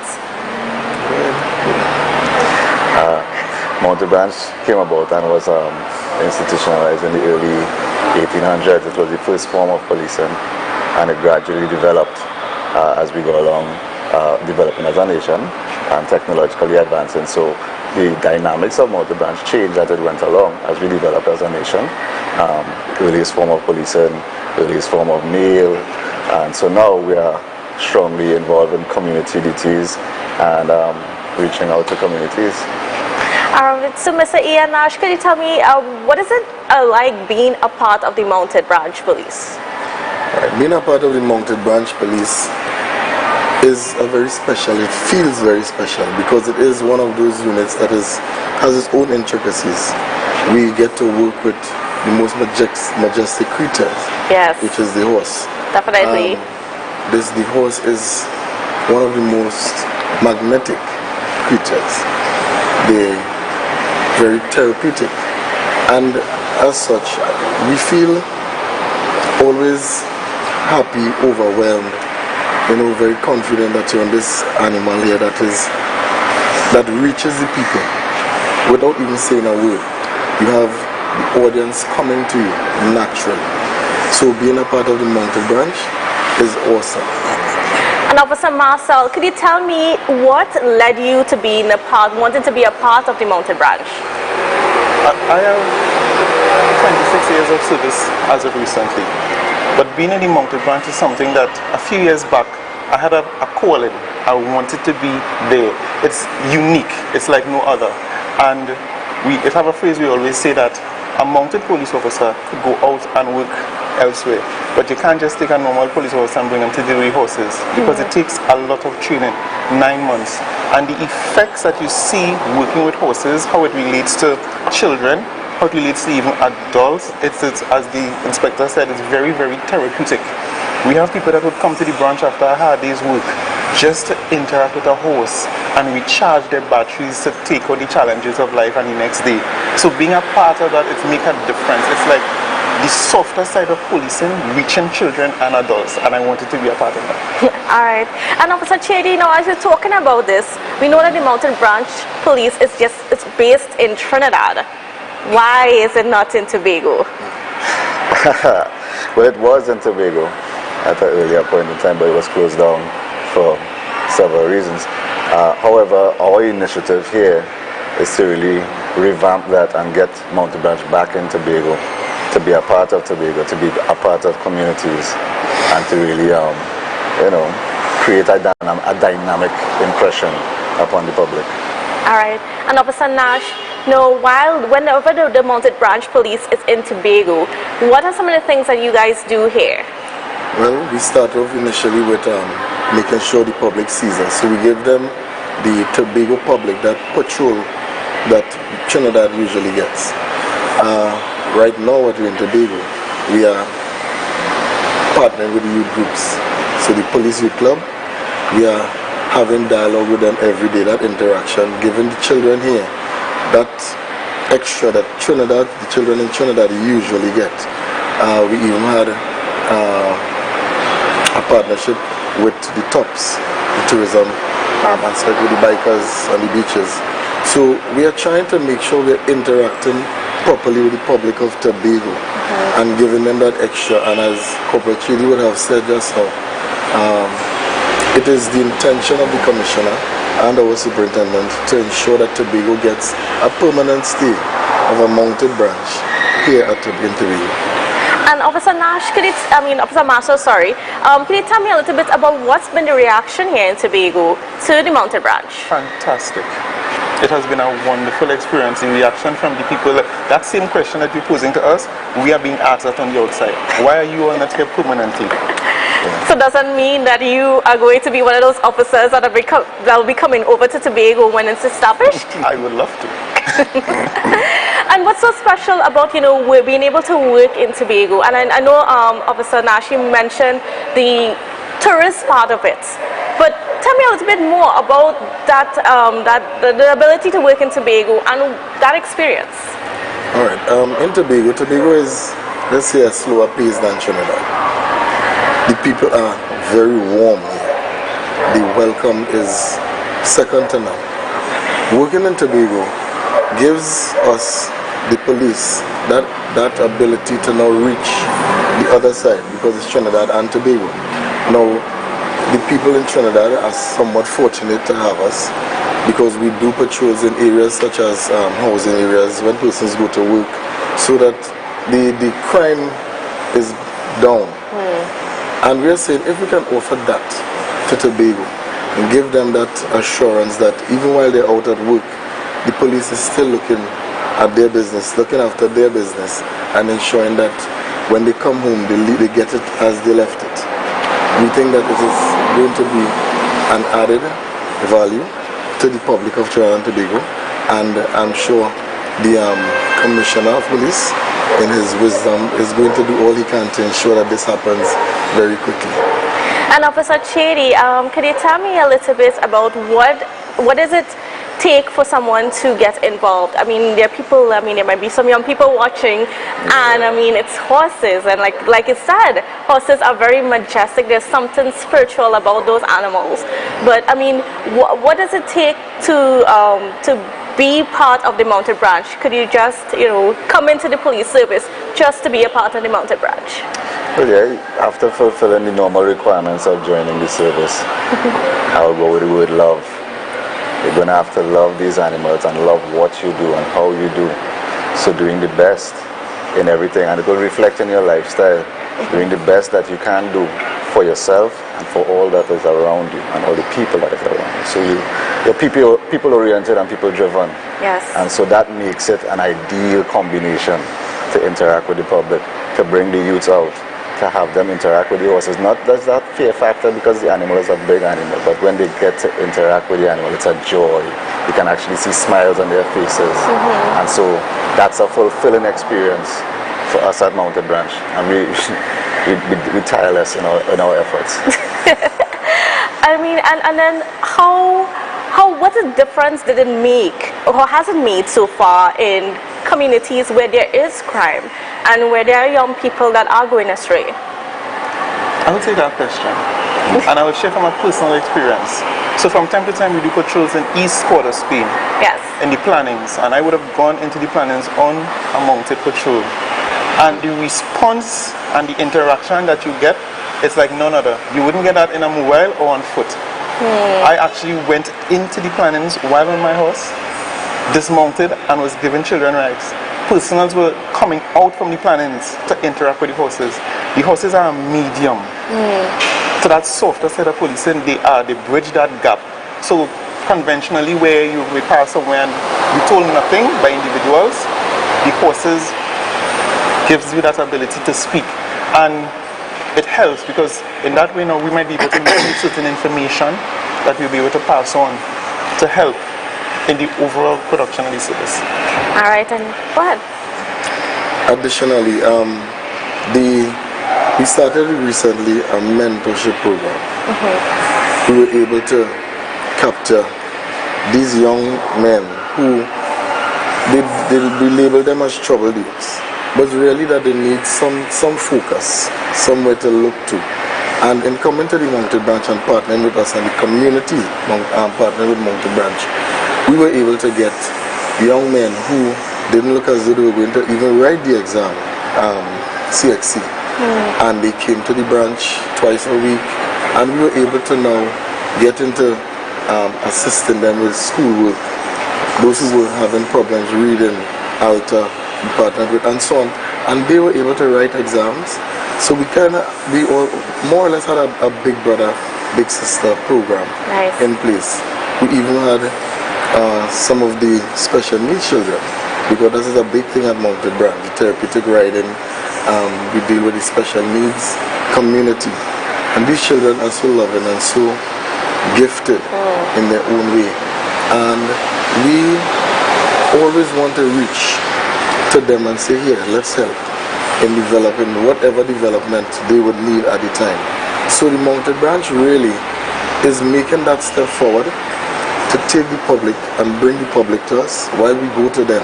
So we are going to be one of the forces to be reckoned with in the police service. Great.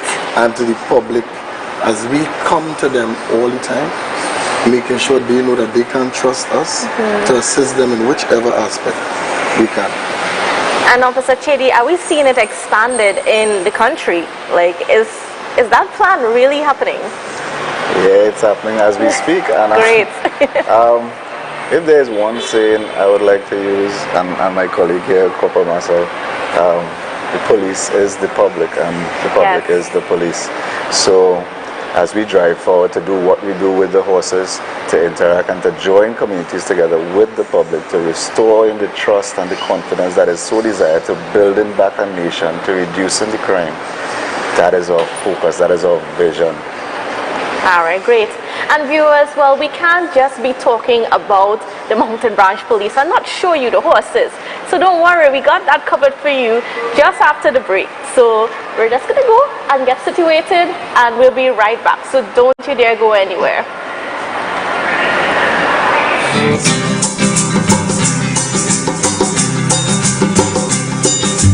Come, there we go to Tobago, that paradise Bung by Robinson Crusoe.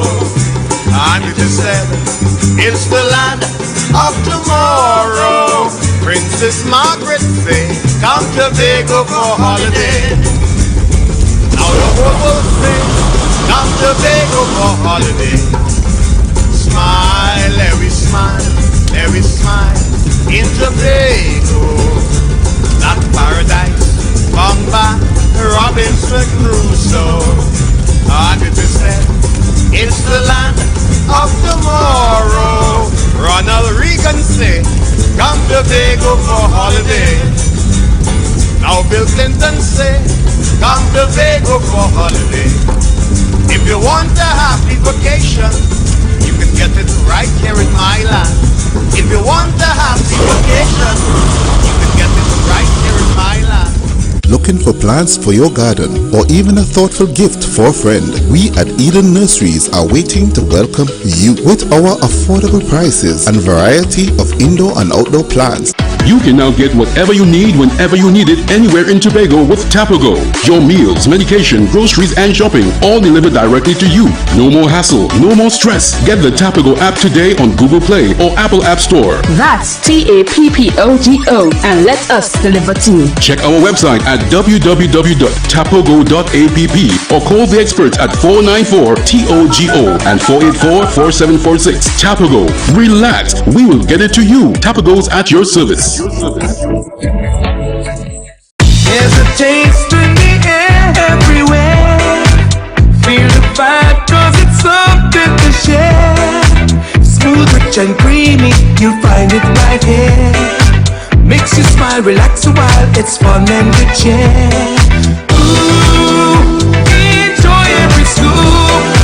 Ooh, every taste will get you hooked. We have flavors that you love, a combination special. Come along, enjoy your treats. This is Uncle Pete's. The Street 919 FM and the Tobago Updates presents the Tobago Updates morning show live simulcast on the Street 919 FM. Start your day with all the information you want and need with the simulcast of the Tobago Updates morning show live Mondays to Fridays from 7 a.m. on the Street 919 FM, the official station that defends the nation.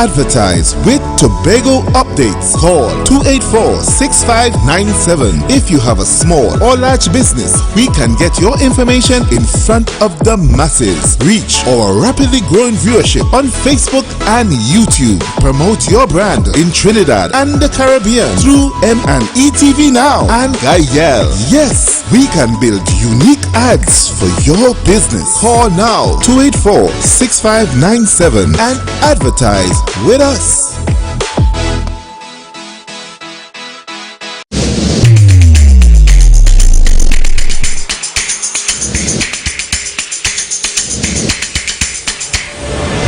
Good morning, good morning, put a smile on your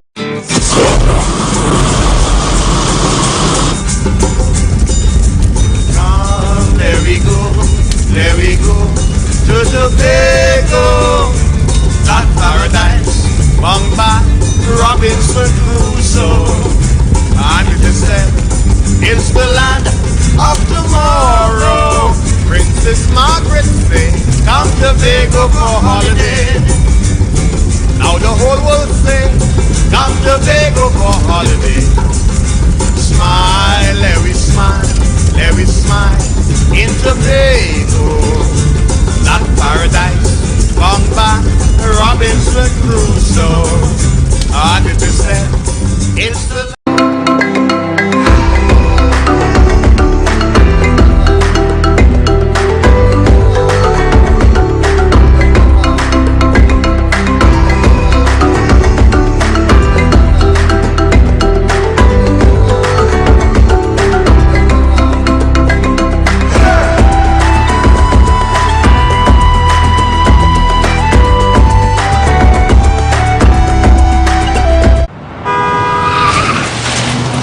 Everybody only worrying. Never ever worry. Don't mind how things looking hard. I tell them never ever worry. If your life can't get damaged bad. I tell them never ever worry. What I'm saying is true. So just consider Tatil is always right here for you. I tell them never ever worry. Don't mind if life make you sad. I tell them never ever worry. If your house get flooded out real bad. I tell them never ever worry. What I'm saying is true. So just consider Tatil is always right here for you. I tell them never ever worry. If sickness catch you off guard. I tell them never ever worry. If times fall on you real hard. I tell them never ever worry. What I'm saying is true. So just consider Tatil will always be here for you. Never worry about a thing. Tatil, where people are people. You know what I mean. I'm melanated ones. We special and there is no denying. Tobago is number one. I am you and you are me. Together we stronger. Alright, welcome back to Good Morning Tobago on Tobago Updates, and we are here at the Beverly Oasis Suites in Lowlands, Tobago, and this is where the Mounted Branch Police is based for their little time in Tobago. And of course we are here with some more officers and the horses, and I'm just going to ask the officers to introduce themselves. Hi, good morning. I am number 21042, PC Lewis. Good morning, I'm number 2418, PC Thomas. Pleasant good morning, I am number 20120, Constable Mac Nicol. Alright, great. Now, one of the reasons why we're out here is to introduce you, the public, to some of the majestic horses that we have here. So I'm going to start with you. Tell me a little bit about, what is so special about these horses that we have here. We have 4 of them right now in Tobago. What is so special about them? Well, animals by themselves are special things, right? They all have a mind of their own, and they live, as you can see currently, they're canoodling. They are grooming each other, right? And that's just their natural being, right? So here we have 4 gelding horses, right, from the Mounted Branch, right? We also have females, but we didn't bring any here with us today, right? So here we have Hassan, Hyper, Ichabod, and Hannibal. And they're here to work with us in the crime prevention and also along with the community policing aspects of the Mounted Branch. All right. And Officer Lewis, I want you to tell me what's it like working with these horses and taking care of them. It's a lovely experience. It's no other. You are bonding with these animals. You have to love this job, and we as mounted officers love this job. Every day you get to interact with these horses, ride with them, groom them, see about them. They come like your second family. So it's none other than to work with these horses. Watch how they're grooming each other at this point. And we get to do this every day when we come to work. Yes. So it's none other. We enjoy it. And Officer McNichols, can you tell me a little bit about, the horses themselves? They have very interesting names, and they have personalities of their own. So I just want you to tell me about those personalities that come off in a horse, and how does that make your job more interesting? Okay, well, first of all, these horses, you can see signs when you enter the stall. And then sometimes you see the ears back with the teeth showing. So that means they're a bit agitated. So you have to be a little careful when you're approaching them. Right? And when you're approaching them from behind, try to let them know that you're behind them, because they have 2 blind spots. One in the front, one in the back. You cannot see directly behind you. So before you enter the store, you have to let them know that you're behind them. To make a noise when you enter the store. Alright, and then what's it been like to bring them over to Tobago? Was that a complicated process? It was not very that complicated. You know, we had to load them onto the trailer and get them onto the boat. You know, we have a very skilled driver who maneuvered the trailer appropriately, got them onto the boat. The ride was a little, how to say, just as it was for us, it would be for them. They have a mind of their own, they have feelings of their own, so it was a bit tedious, a little tiring for them, but we are here and we made it safely, so thank God for that. And Officer Lewis, I just want you to tell me a little bit about, I mean, just some of those special moments, like what's been some of that, I guess, funny moments, you know, some of those exciting things that happen between you and the horses that you would like to share with us this morning? Of course I would. Take, for instance, Ichabod. This is the horse that I've been using while I'm up here in Tobago. He has these funny quirks. He loves to give me love. So he will rub up on my head, my clothes, and once I give him a hug, he's quite okay. When kids come, he will raise up his head to show them, I'm here, I'm seeing you, I want to play. Yes. You see, I want to play. Come touch me, come rub me. He came and he rubbed me up this morning. Exactly. He wants, you see, he wants this love, he wants this attention. You see, this is what we love. This is what makes it enjoyable for us as mounted officers, getting to interact, getting the love from them. You see? He's showing Officer Lewis his love. Oh my goodness. Say and hi. He's taking all the love while the others are just watching. And then, I mean, tell me, like, you know, when children come next to them, what is their first reaction? They are a bit apprehensive because these are big animals. But once they trust us, when they come, we said, put your trust in us.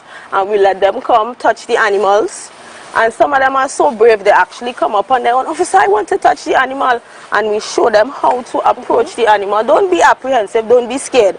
So they come, we touch the animals, and we let them come, nudge them, touch them, rub them. See? I think Hassan is feeling a little bit left out. Yes. Right? And we let them approach the animals. And most of them love it. They love it so that they literally don't want to leave the animals. And what's involved in taking care of these animals? Because, of course, horses are not easy to maintain. So, and are you all part of the team that, you know, groom them and that sort of thing? Yes, we are. There are special tools for grooming horses. First, you have the curry comb. It's used to remove dirt and debris from the horse and move in a circular motion against the grain. So if you hear coming down, we move against the grain. There are some called a dandy brush, which is a stiff brush. Brush up the dirt. And we have some called a toothpick to raise the hoof. And then pick out the dirt from under the hoof. And what is their reaction like? Do they like that? Like, is that the part of your bonding moment with them? They love it. They come like a massage for them. So, yeah. All right. I mean, and why are you guys not more often in Tobago? Well, I mean, we don't have a branch here at the moment. So, ever so often, you know, we have to travel back and forth. What we are trying to do is to have a branch made, have a branch brought over here.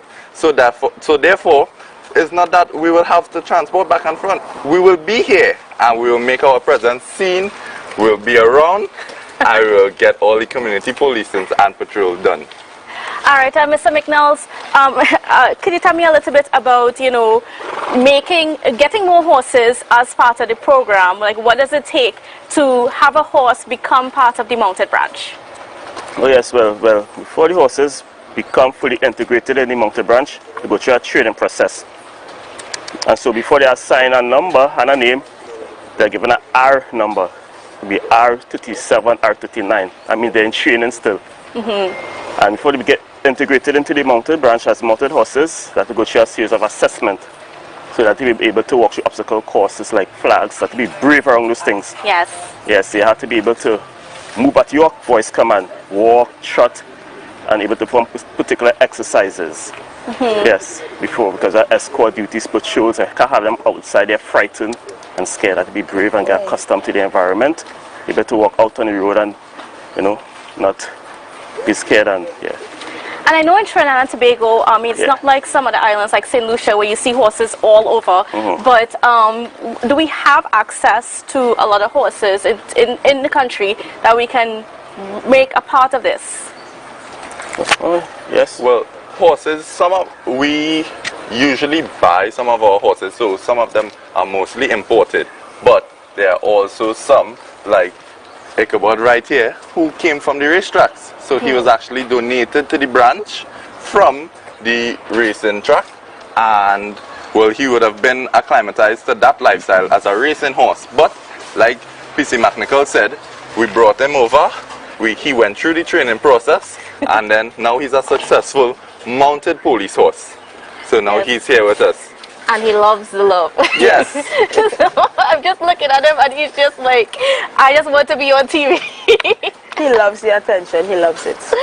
All right. I mean, and what's something that you want the people of Tobago to know about the mounted branch? And I mean, any one of you all can answer, or all of you can answer. Oh, very physical work.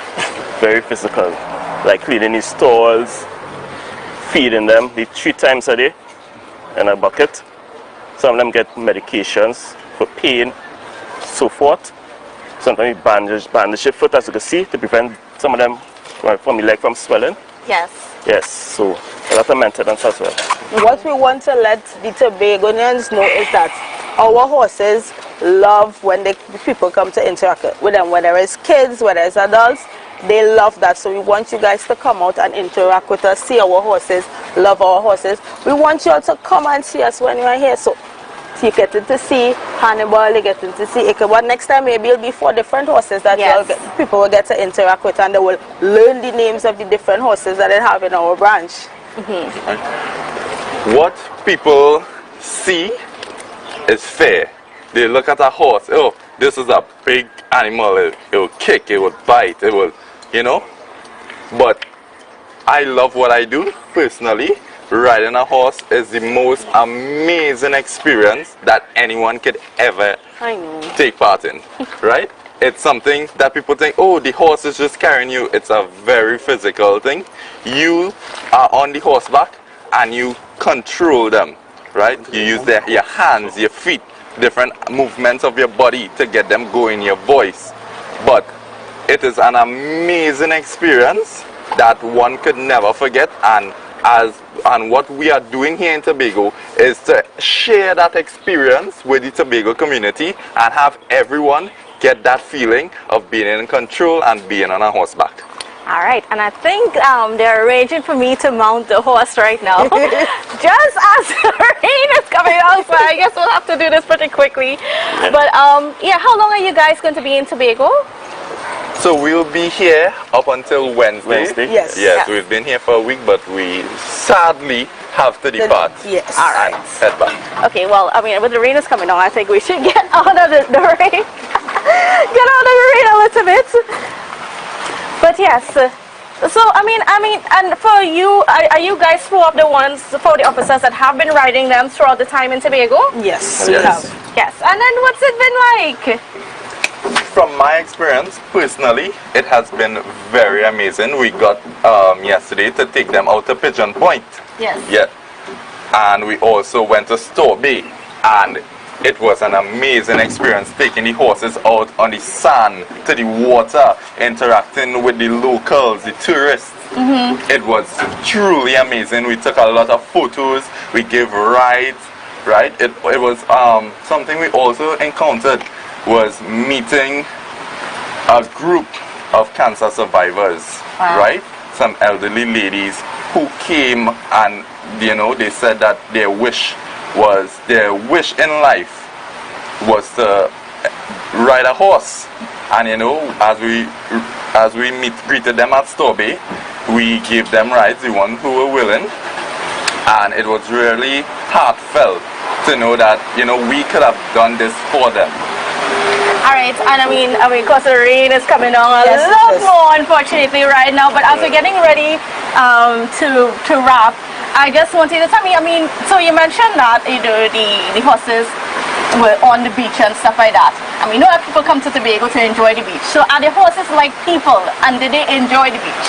Oh yes, it's really been a lot.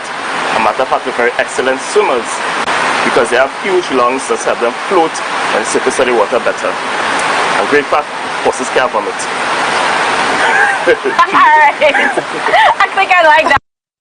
Well, that's great. Well, any boat vomiting and